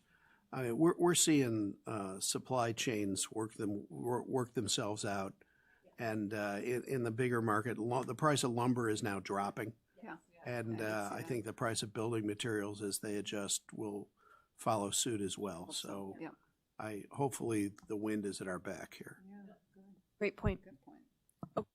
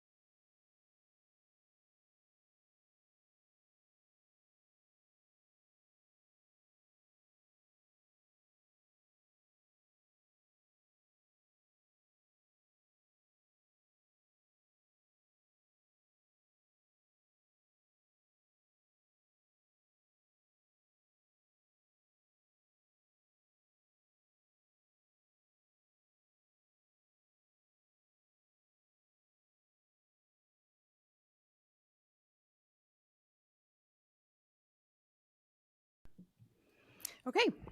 All right, next up on our agenda is the COVID year-end report, and as we end the school year, and I hope that we do not do any more of these on the agenda. I hope we can just move We can do forward. both. Yes. All right, so I'm going to turn it over to Dr. Rubenstein. It's all yours. It's good to see all of you this evening. So on the agenda this evening, we wanted to take a look at some of the numbers. We wanted to talk with you about some of the changing guidance, take a deep dive into some of the data, and give you a little bit of a roadmap into the future. So as we get started, you can move into the next slide. So we had just over 660 students and staff members between the two groups test positive for COVID over the course of this year, and about 33% of those in terms of students were at York, and another 18%, 18% of the staff members were at York as well. So that is an important number to keep in mind. 10 is a number, and when we look at long-term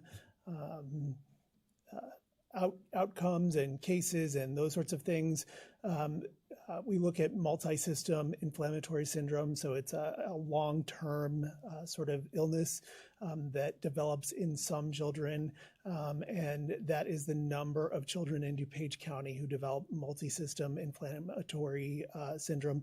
We don't know that any of those children were in District 205. We had about 5,300 students across the district. There was probably some duplication. As a matter of fact, I know for a fact that there was some duplication in those numbers. So a student was, quarantined more than once in terms of the number of quarantines across the district, and 13 was the total number of students who ended up testing positive following a quarantine. So around 0.245 percentage points. As we look at vaccines, we have estimated, based on our survey data, the approximate number of faculty and staff who have been fully vaccinated at 97%. We know that in DuPage County, 67% of 16 to 64-year-olds have been fully vaccinated. That is top in the state, which is really quite exciting. We also know that as of June 6th, 50% of 12 to 17-year-olds in DuPage County had received at least one dose. And we know that that has gone up, and that many more students and people who are in that age group have been fully vaccinated now. We're going to come back to this 92% number later on in the presentation. It's really something to keep in mind, because the percentage of people ages 65 and over in DuPage County who've been fully vaccinated is at 92%. And again, that's an important number to keep in mind. It's a number that's top in the state. And we've also built quite an infrastructure for vaccines in the district, with our district supporting around 3,800 people to get vaccinated through our partnerships with Edward Elmhurst Hospital, with Jewel Osco. They've been a fantastic partner with Metro Infectious Disease Specialist, with Positive Health Solutions, and with the Illinois Department of Public Health.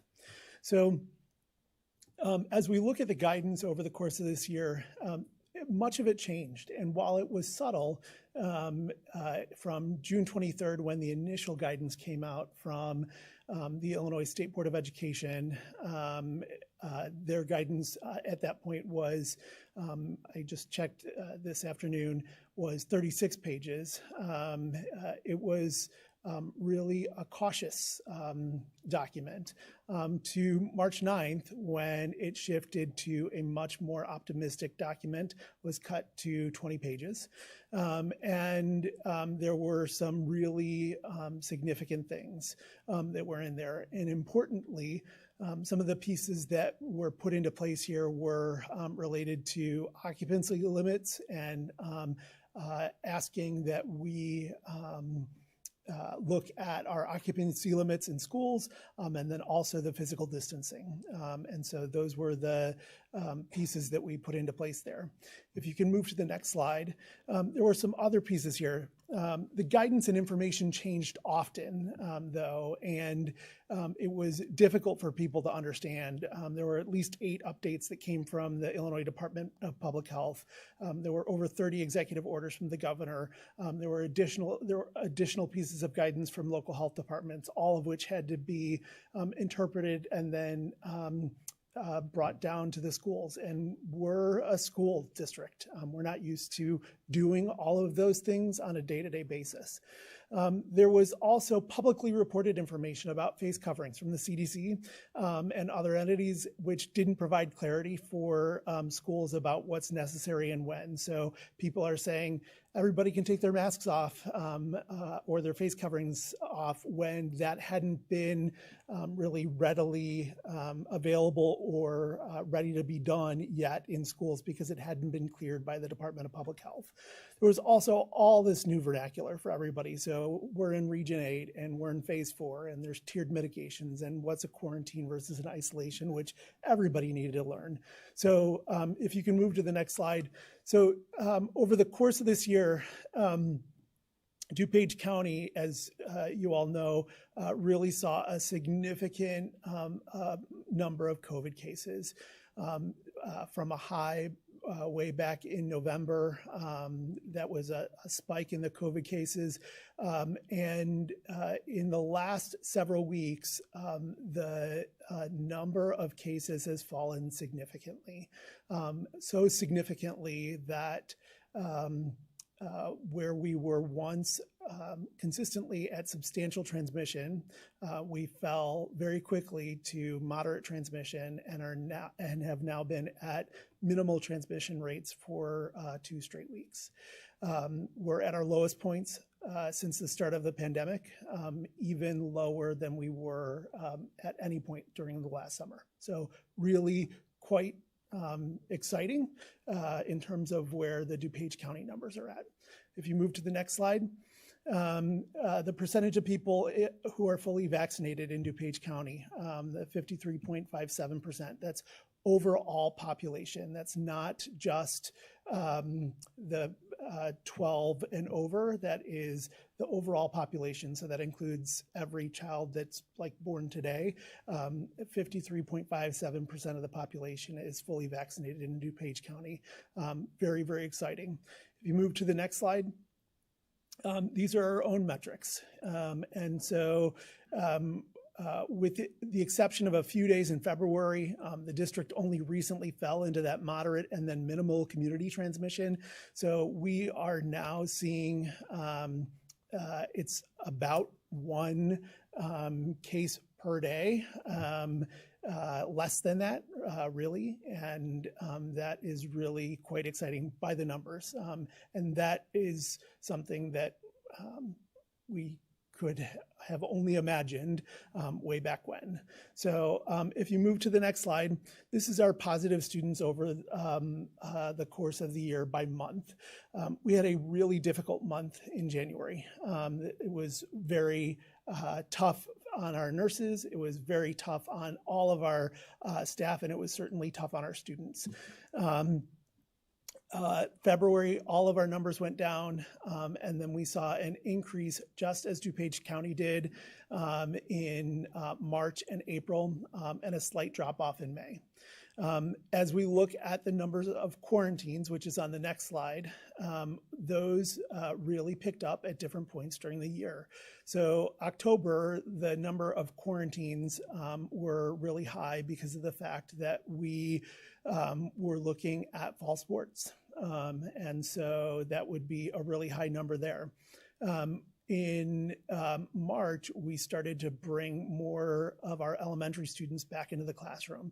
And then we started to do the same thing at our middles and the high school as well in April and May. And so those numbers reflect that. As we brought more students back into the classroom, more students are going to be quarantined. As we move to the next slide, though, this is really where we see some great hope for the future, because vaccines have been the game changer for us. This is what happened when we introduced vaccines to our faculty and staff. We saw 90% decrease in the number of cases amongst our faculty and staff. From the time that our faculty and staff started getting vaccinated in earnest, they started receiving their first doses in early February. And so we really saw a drop off then, really quite significantly. And that is really quite exciting. Only one of those cases was amongst a fully vaccinated individual. That person only went to get tested because of the fact that everybody else in their household had tested positive and was symptomatic. And that person wanted to protect the rest of the children that was in his or her classroom. So went to get tested, was asymptomatic, remained asymptomatic, so was, out of school for that 10-day period. So those numbers are really quite stunning as you look at what the impact of vaccines have had on our schools. So what we know for sure that our schools are going to be open 5 full days per week in the fall.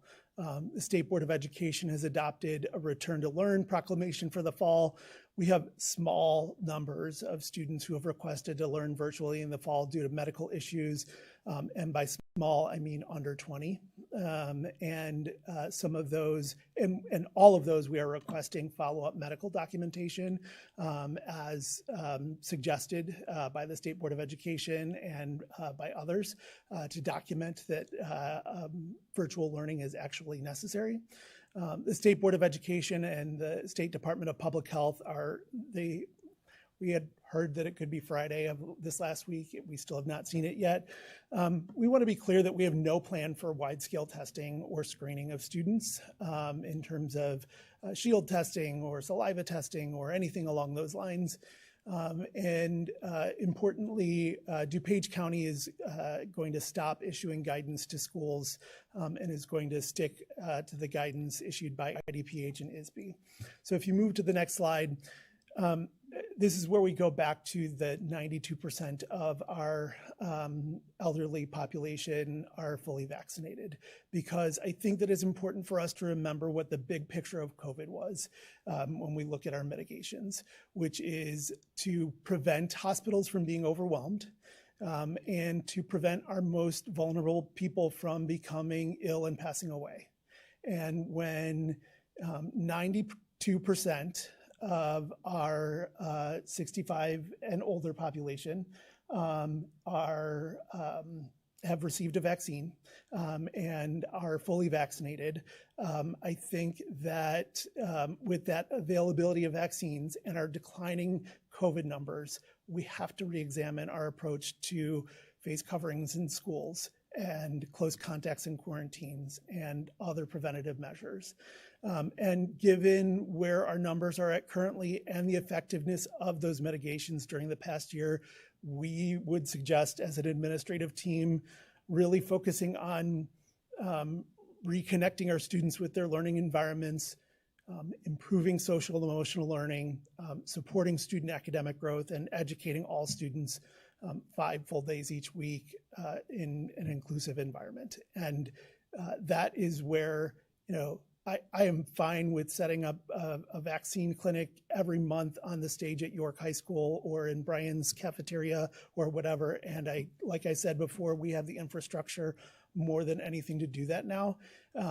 I never want to have a conversation again about was it 3 feet or 6 feet, or was it 3.5 feet or 4 feet?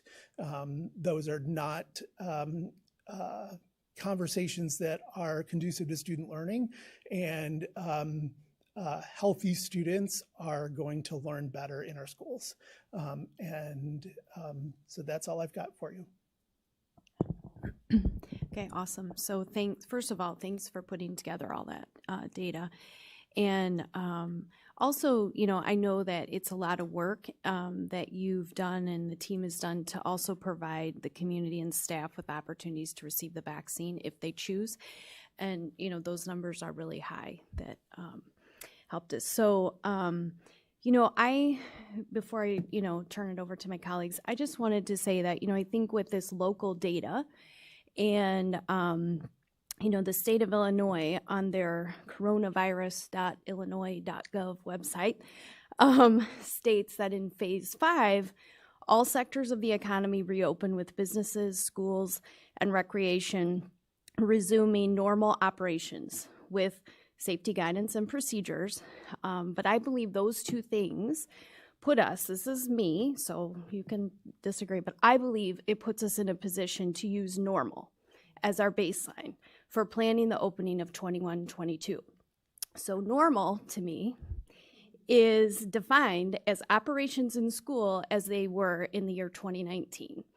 And so anything to me that is deemed by medical experts or public health or data as necessary to providing and maintaining a healthy learning environment needs to come for our students, needs to be discussed here in this room, so that as a team with Dr. Campbell, with the board, with the admin, and also the rest of the staff, it needs to be discussed so that we're best serving our students in our community, and we also have consistent communication and consistent experiences. So no matter which, whatever decisions are made about elementary students or high school students, it's consistent across the grade levels.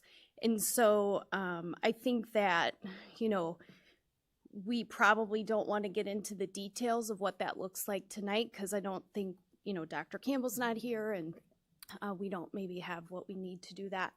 But I want to put that out, and you're welcome to agree or disagree, that the baseline is normal. And then we, whatever we need to do from there, if, we discuss that at the board table, and that is a collective decision that we make for our students. So I want to put that out there, and also just again say thank you, because that was good, and all the work that I know has gone on by all of you. So that's, I'll open it up to anybody else that has anything to say.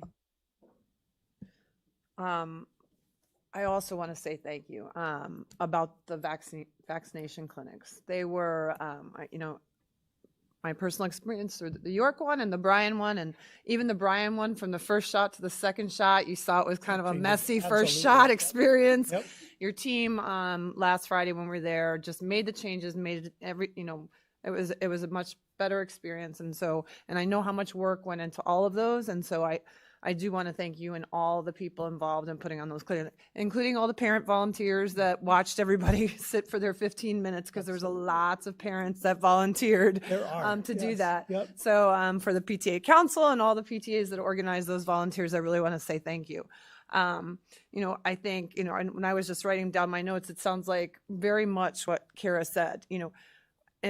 In my opinion, the only discussions we should be having anymore are what mitigations are suggested to be put in place. Because in my mind, normal is a mask optional future. Normal is not quarantining. Our numbers in our own district support that it's not effective, that quarantining, the damage done by quarantining kids and losing out on 2 weeks of in-person learning is much greater than the likelihood. Even those 13 kids, we don't even know if they were actually positive because of the quarantine, the person they were quarantined because of. And I know you feel this way. I know we all feel this way, but I think it's important to mention it, that the only thing we should be talking about is what's not normal. And moving forward, I know you all know this, but it is the will of this community, and that's what our community wants to see moving forward. And I'm looking forward to it. I'm looking forward to that return to normalcy. And I'm sure you don't want to have any more conversations about COVID or anything. I'm looking forward to, the way we get notified about a COVID classroom someone having COVID is the same way we get notified about having someone who has strep or lice or, meningitis. That lice. should be. Yeah. I don't like lice either. Yeah. Anything. Listen, at this point, I'll take a lice over a COVID. So, yeah, I don't know about that either. I've Athena's with escaped me that. there, I've escaped that so far. So, Yeah. but I just, this presentation was very positive, and I think that we should build on that when Dr. Campbell's here with us next month or before that, and to keep moving forward in a positive way to not only bring our kids back to school 5 full days a week, but 5 full normal days. So thank you for the presentation and all the work. Really appreciate it. Thank you. Anybody else? I'll go, sure. Kevin, thanks for the presentation. I personally am relieved to hear the content of your presentation and the optimistic, forward-looking perspective that you brought based on our own community data, right? Like that number of 97% is just compelling. And the DuPage County metrics being as low as they've ever been is very compelling. No school-based transmissions. There were lots of wins that came out of the last few months of our school district and our community moving from phase 4 to phase 5. And now that we're in phase 5, I think we're all optimistic and anticipating what school will look like in August, and looking forward to hearing more about the mitigations that are going to roll back because of that move to phase 5.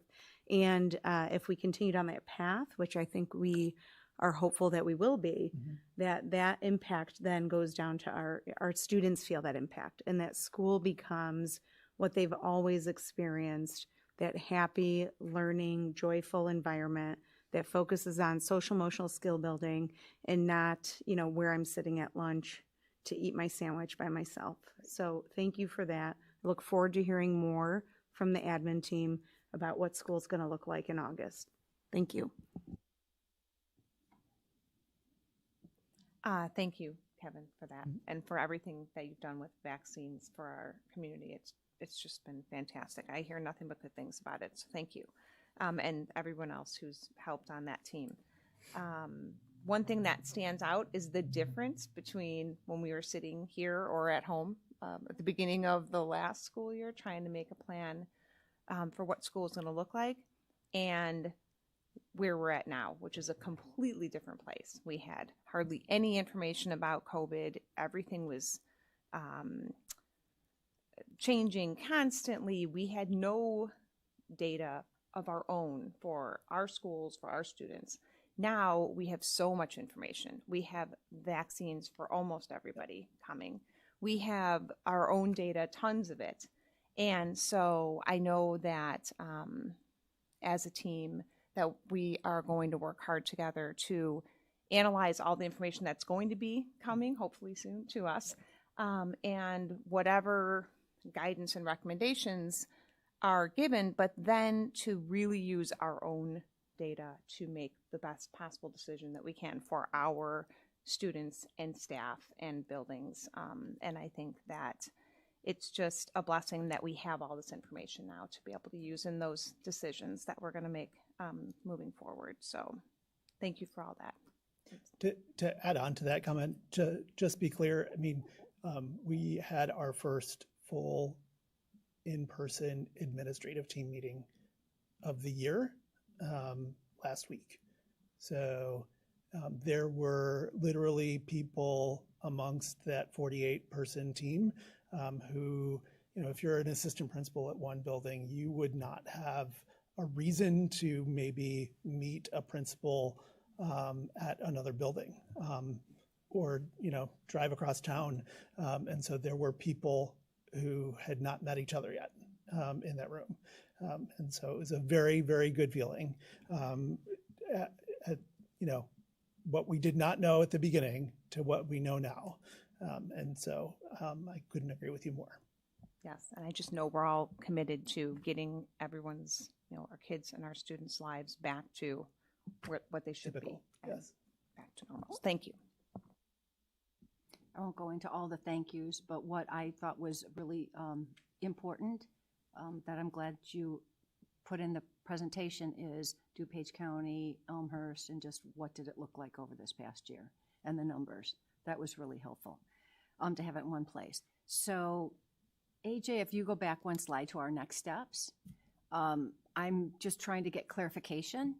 I think, what Kara said, but just from my frame of reference, if you look at the second big bullet with the availability of the vaccines and the decline in COVID numbers, we must re-examine the approach to the following. So those 3 items are the discussion points that you want to have with all of us, but that the administration is also talking about based on the fall plans?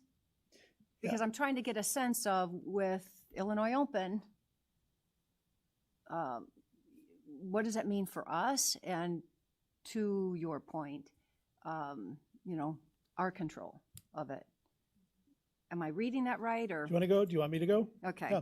So we are sort of in a holding pattern right now. I think that the people in this room are ready to throw open the doors and to say what we mean about all of this stuff. All of us are. We know, based on our local numbers and all of this other stuff, how we feel about all of these things. We have not received any of the clear guidance from the state. And so we expect that to be coming any day. And when that comes, we would expect that it would take into account the fact that if you were in an area that has low numbers, strong vaccines, all of those other sorts of things, that you could do all of the things that we just talked about. And then the last piece, I really like the last bullet, what we're focused on, the positives as well. And those are the 4 things. So Linda's not here. Dr. Campbell will talk to her. But Bev, you'll be my designee here, is I would love us to begin to articulate what are some of these things, and how are we going to communicate it out to students, parents, the family? Because I love RISE. Let's rise. And there's a lot that, could be in that acronym in those 4 items. But I think that we could recognize it, not just talk about it. So show it in action. And I think that would be really invaluable. Thank you. Can I jump in really quick, because it's tied to what Kevin just said? And Kevin, I think I just want to say that I hear you, and I'm very optimistic and hopeful as you are, and what I'm encouraging you to do, I think, is to develop that plan. And I'm asking you to develop the plan because if we wait for guidance, I worry that we are going to be racing, and you and your team will be racing as we approach August. And so what I'm encouraging you to think about doing is develop your plan, start talking about it. And if and when guidance presents itself, we can see how that guidance impacts your plan. Yeah, I want to be clear. We have not rested. Yeah. We have not rested. The plan is already coming together. I mean, the acronyms are being tested out already, as you can see. And so that plan is coming together, and Dr. Campbell has been talking with us about those sorts of things. I don't want to, get any further than that. Yeah, I appreciate it. Thank you. All right, yep.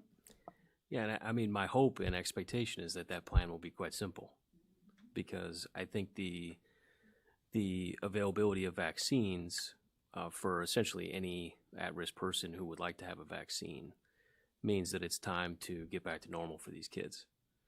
And, Kara defined normal as how operations looked in 2019. People weren't wearing masks then. We weren't doing contact tracing. We weren't testing kids, right? So I'm very supportive of returning to that, if mask optional framework. We're not, our statistics show that the definition of a high-risk contact used to quarantine thousands of kids was flawed. So I'm not support, I just can't justify, even if that continues to be the recommendation, I don't know, I can't imagine myself being comfortable proceeding with those types of things. So, hopefully these plans will be quite simple to derive, and sounds like we have a great consensus among the board, which is terrific for the community to hear and for you all to hear. Seem pretty clear direction of where we'd like to go.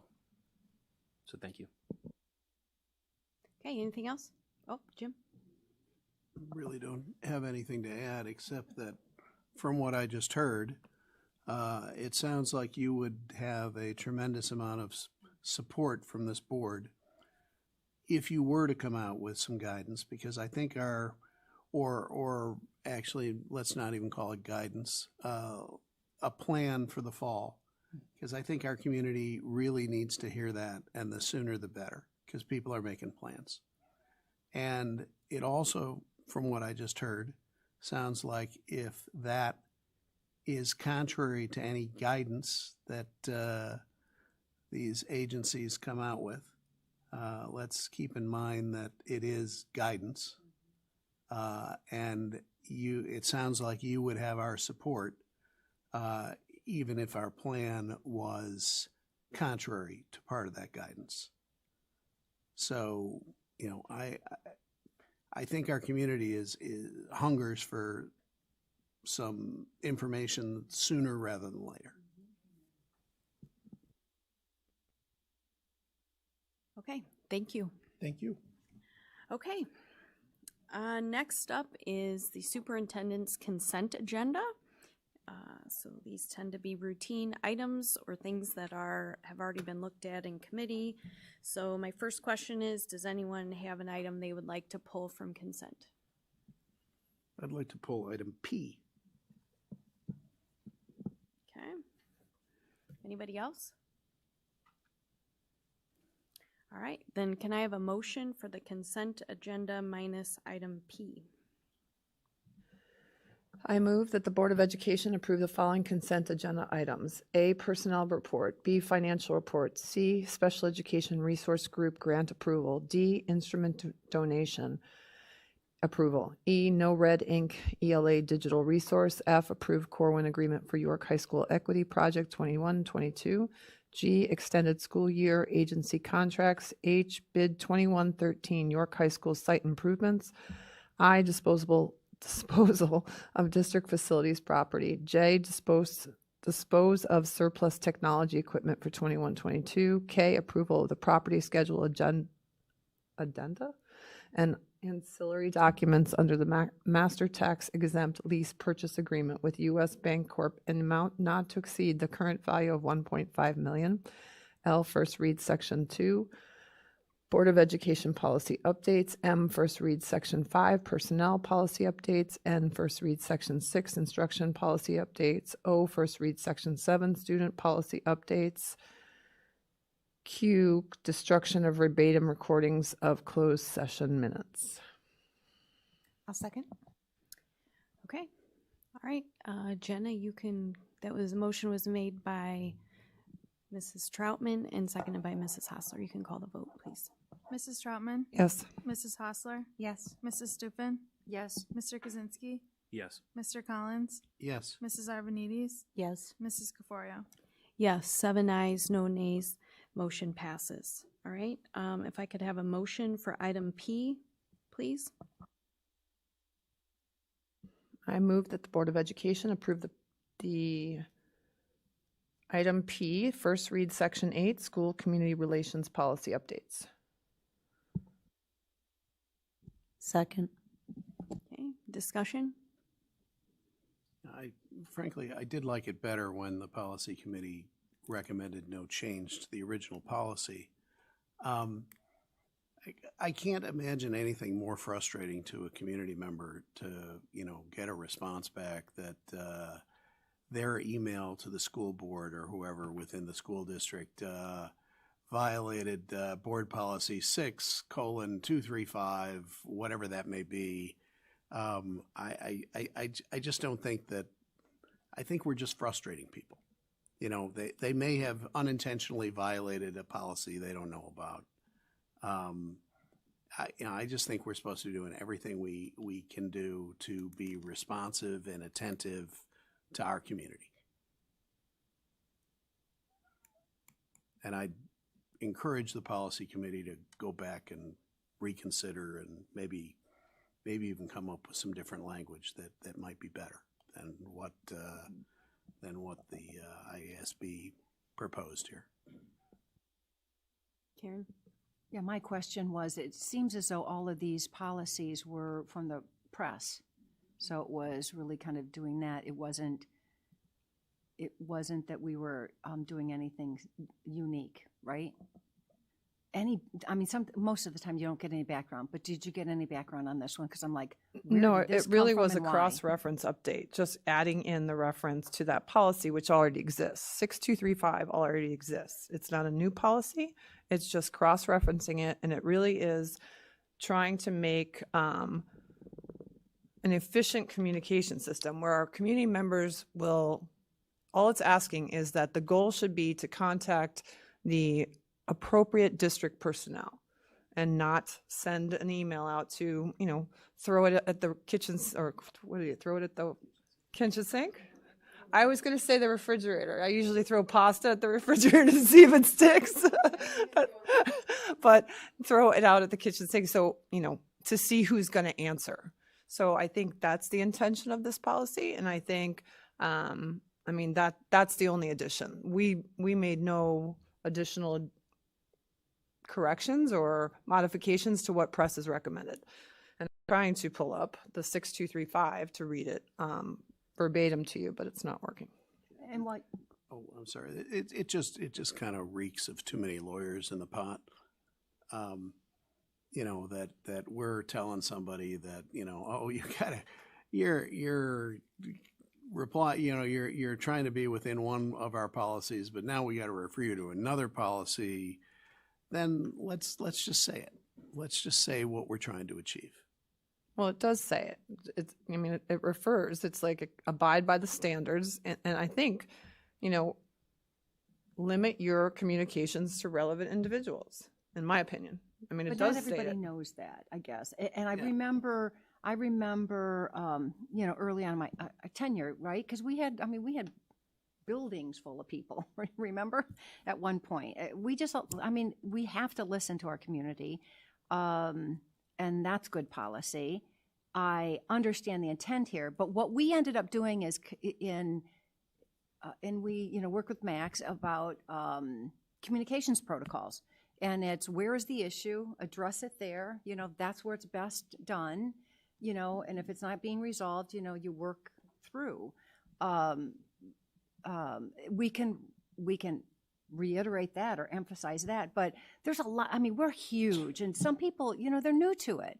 They have no idea who to go to. This says, I'm gonna, really whack you if you send it to the wrong person, and you could read it that way. Seriously. But you could also read it as, take a second, and if you don't know who to address it to, then whoever you do will refer it to the appropriate staff member. Right. And that is exactly what the original policy said. Right. Well, Yeah, because I'm trying to think like the downside can't case get it. here, though. Can you? Like, I can't. like the because downside case here is we just.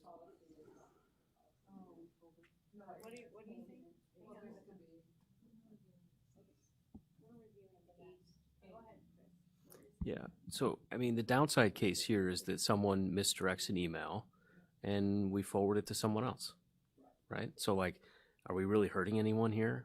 I this- can't figure out how this stops how does this stop community members from reaching out? Yeah, that's what I'm getting at. If you don't know who to contact the board, and then we'll help you out. I think we try to be I refer lots as of responsive as we can. We, meaning Kara and others, with folks. So I don't know, I don't know. What is the harm, I guess, is what I'm trying to get at. If someone incidentally emails the wrong person, we're not going to reply and say you have violated code 6.35. We'll just say, hey, your concern is better addressed by XYZ, and there you go. Unless I'm thinking about it wrong. I mean, I think that is the intent of, and I think that was the discussion at the policy committee meeting. And Beth, do you remember correctly that we are talking, and Athena, we are talking about 6235 at our next policy committee? Yep. Yeah, why don't, can you just consider them both together in context?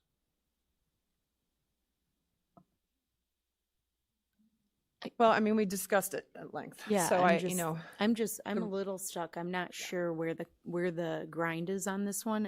I think it's very simple in its statement that says any individual who'd like to make a suggestion contacts district or school office. And that That's is not exactly what the abnormal. original policy says. Right, and then community members who email district or any district employee, right, are expected to abide by the standards in board policy 6235. So is the real issue 6235? I don't see what the grind is with this policy as written. It just makes it way more, it just reeks of too many lawyers in the barrel. In what way? You're embedded within one policy, you're referring to somebody who's just looking for help to another policy.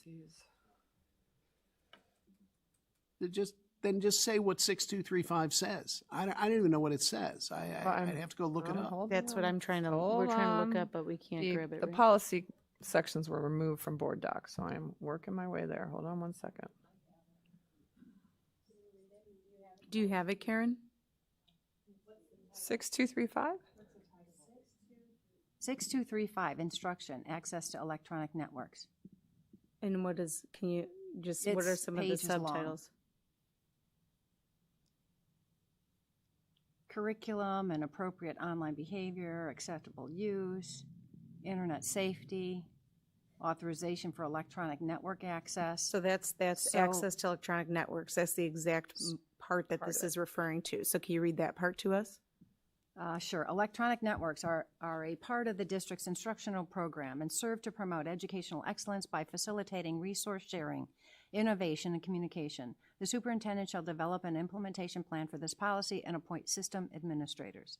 Electronic networks include the district's internet, wired and wireless data networks, information systems, servers, data storage, printers, photocopiers, scanners, facsimile machines, wow, phones, and communication systems such as electronic mail, text messaging, instant messaging, and chat programs.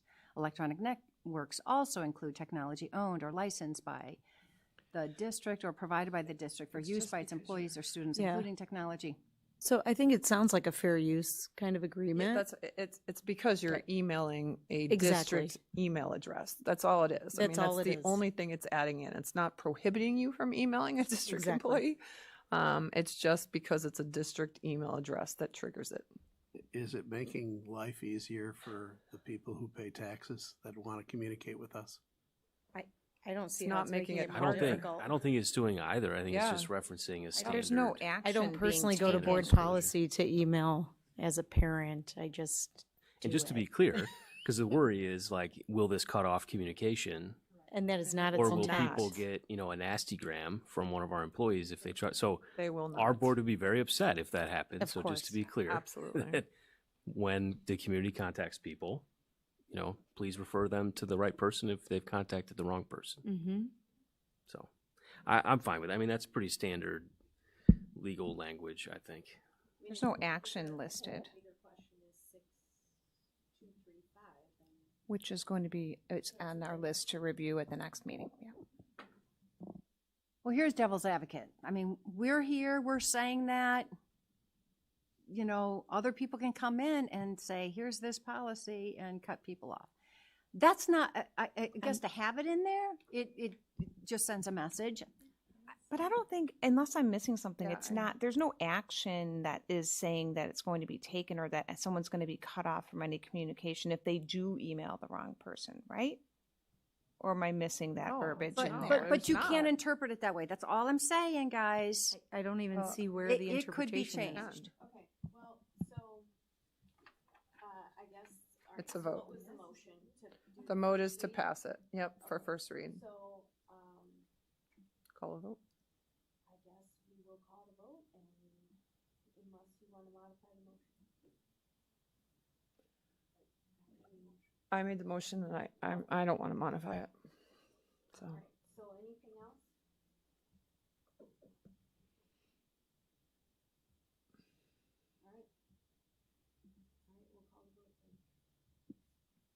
Mrs. Troutman? Yes. Mrs. Arvanites? Yes. Mr. Kaczynski? Yes. Mrs. Stupan? No. Mrs. Hostler? Yes. Mr. Collins? No. Mrs. Caforio? Yes. 5 ayes, 2 nays, motion passes.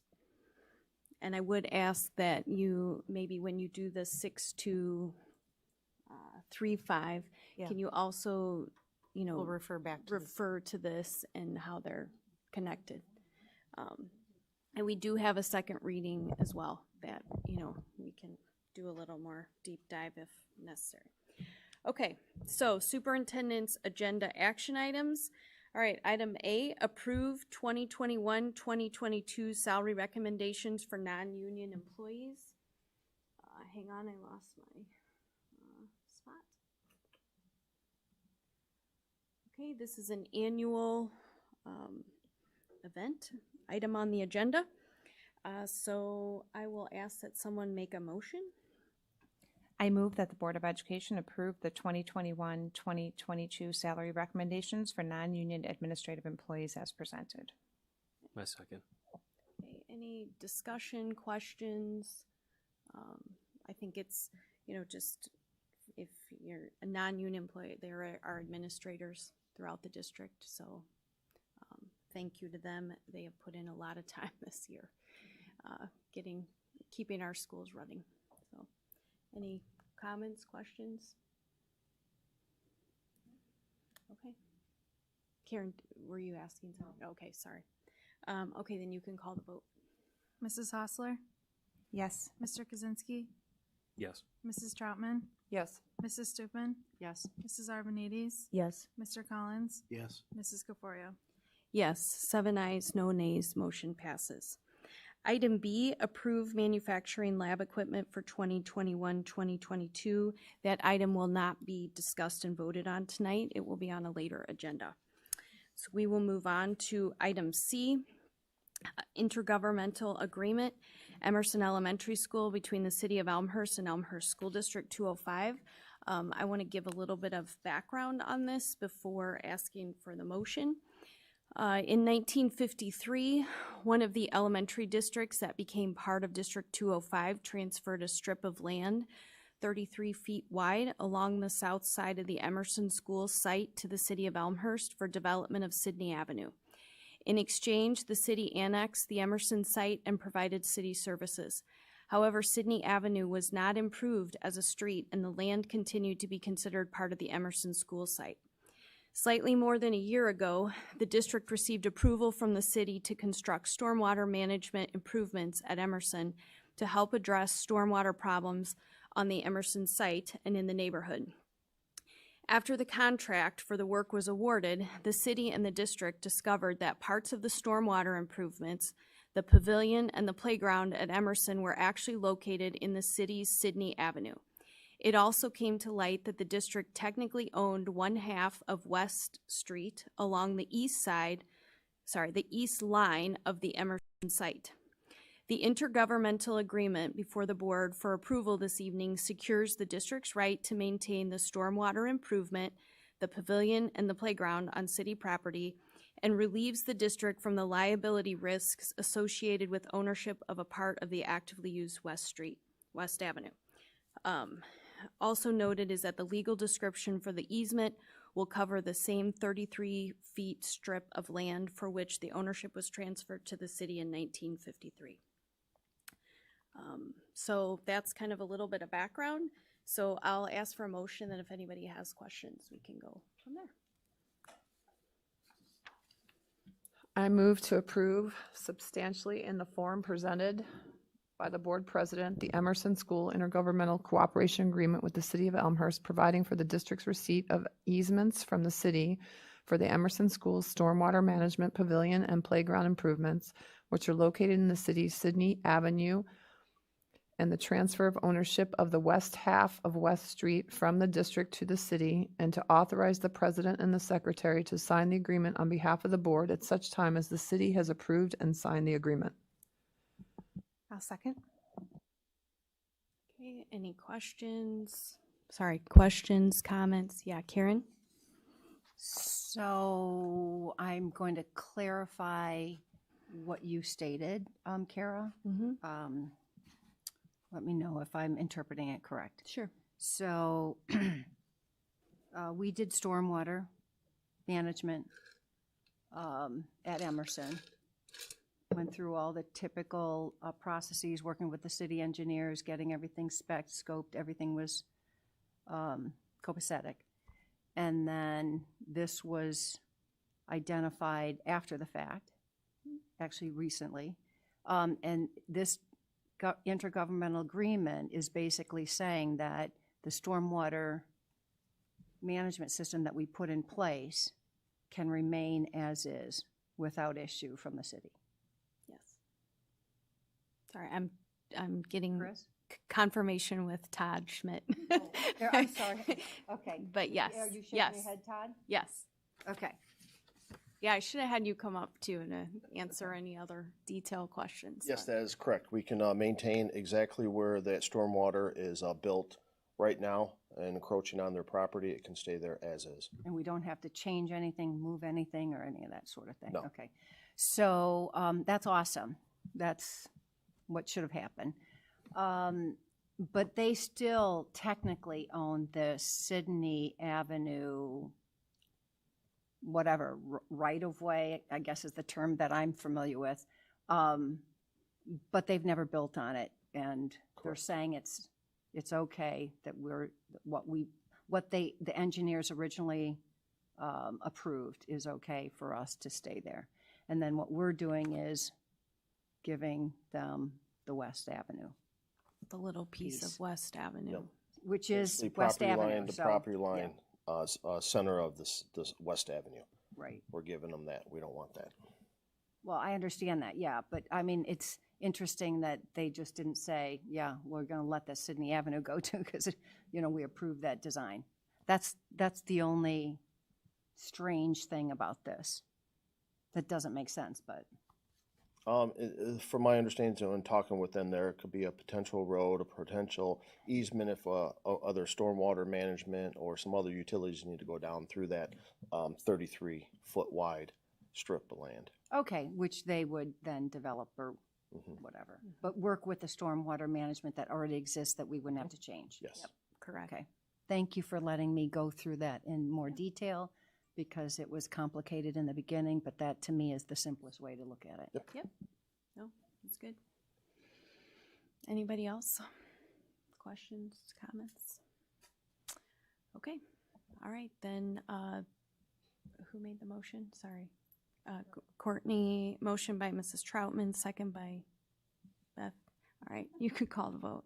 It's getting late.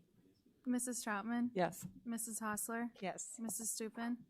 Yes. Mr. Kaczynski? Yes. Mr. Collins? Yes. Mrs. Arbonides? Yes. Mrs. Caforio? Yes, 7 ayes, no nays, motion passes. All right, next up is the superintendent's communication. So the board secretary is going to give the Freedom of Information Act requests report. There were 3 Freedom of Information Act requests. May 26th, vendor bid information was granted. June 3rd, middle school French program, which was granted. June 7th, bid information for transition center, which was granted. Okay. All right, next item is Bev, tweet of the week. No, tweets of the week. Sorry. Yes. And posts. Tweets and posts. We're expanding. We've expanded. Good evening, everyone. Thank you so much for hanging with us to the end of this portion of the meeting. Thankful also to Lauren Durkowski and her family for being here, adding another slice of student involvement, student engagement into the meeting. Tonight, tweets and posts of the week. Certainly reminding everyone of our hashtag, which is Ignite D205, a general grouping mechanism that you use on social media to gather all of the great things that are going on in our district. The first one that we're going to honor has that softball theme.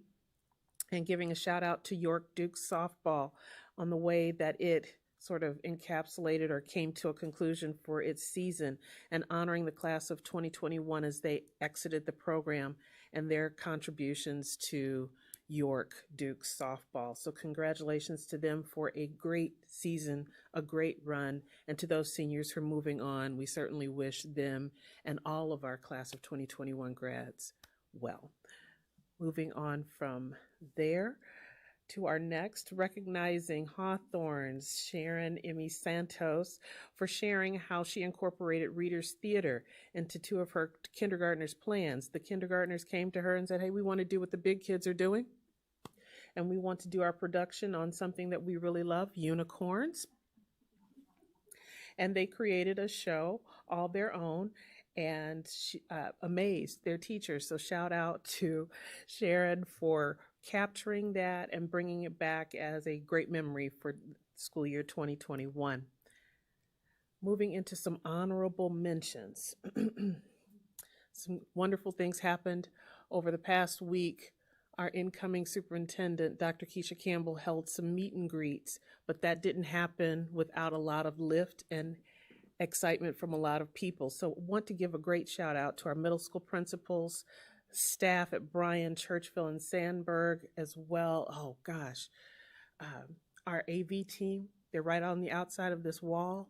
They hung with us through every session and made sure that Dr. Campbell's every need was taken care of as she presented to the community. So wanting to give those folks a great shout out, and you can see the recap of those visits on Facebook and across our social media. And the last one, some folks playing around in the dirt. Shout out to not only our board, but our teams at ICI and also White and Company for getting together along with Lincoln principal Jen Barnaby to do a little bit of a mini groundbreaking. Of course, there's more celebration to come as Lincoln nears and gets into the project and then comes to conclusion soon. However, capturing this moment, I think Courtney mentioned it as we were standing out baking in the sun that day. A lot of years, a lot of time, a lot of planning went into that moment, and it really is about making things better for our kids. So, Ignite D205, that's your tweets and posts of the week. We look forward to coming back to you at future meetings with more great kids stuff. Thank you. Awesome. Thanks so much. I just wanted to note that RJ, this is your last board meeting, so I wanted to say thank you for your. Can you give us another countdown? Yeah. Maybe you could video yourself doing a countdown, and then we could play it. We'll remember. So thank you for all your work this year. It felt like every meeting was a little different with people here and there and everywhere, and so thank you for that and all your service this year. It's a lot of tech to manage. Yeah, thanks for helping those students get through the past year. It was a lot, Yeah. a lot of tech. It was a lot. Yeah, that's one way of describing it, but thank you. Exciting is one word. Yeah, thank you for that. So, any other board communications?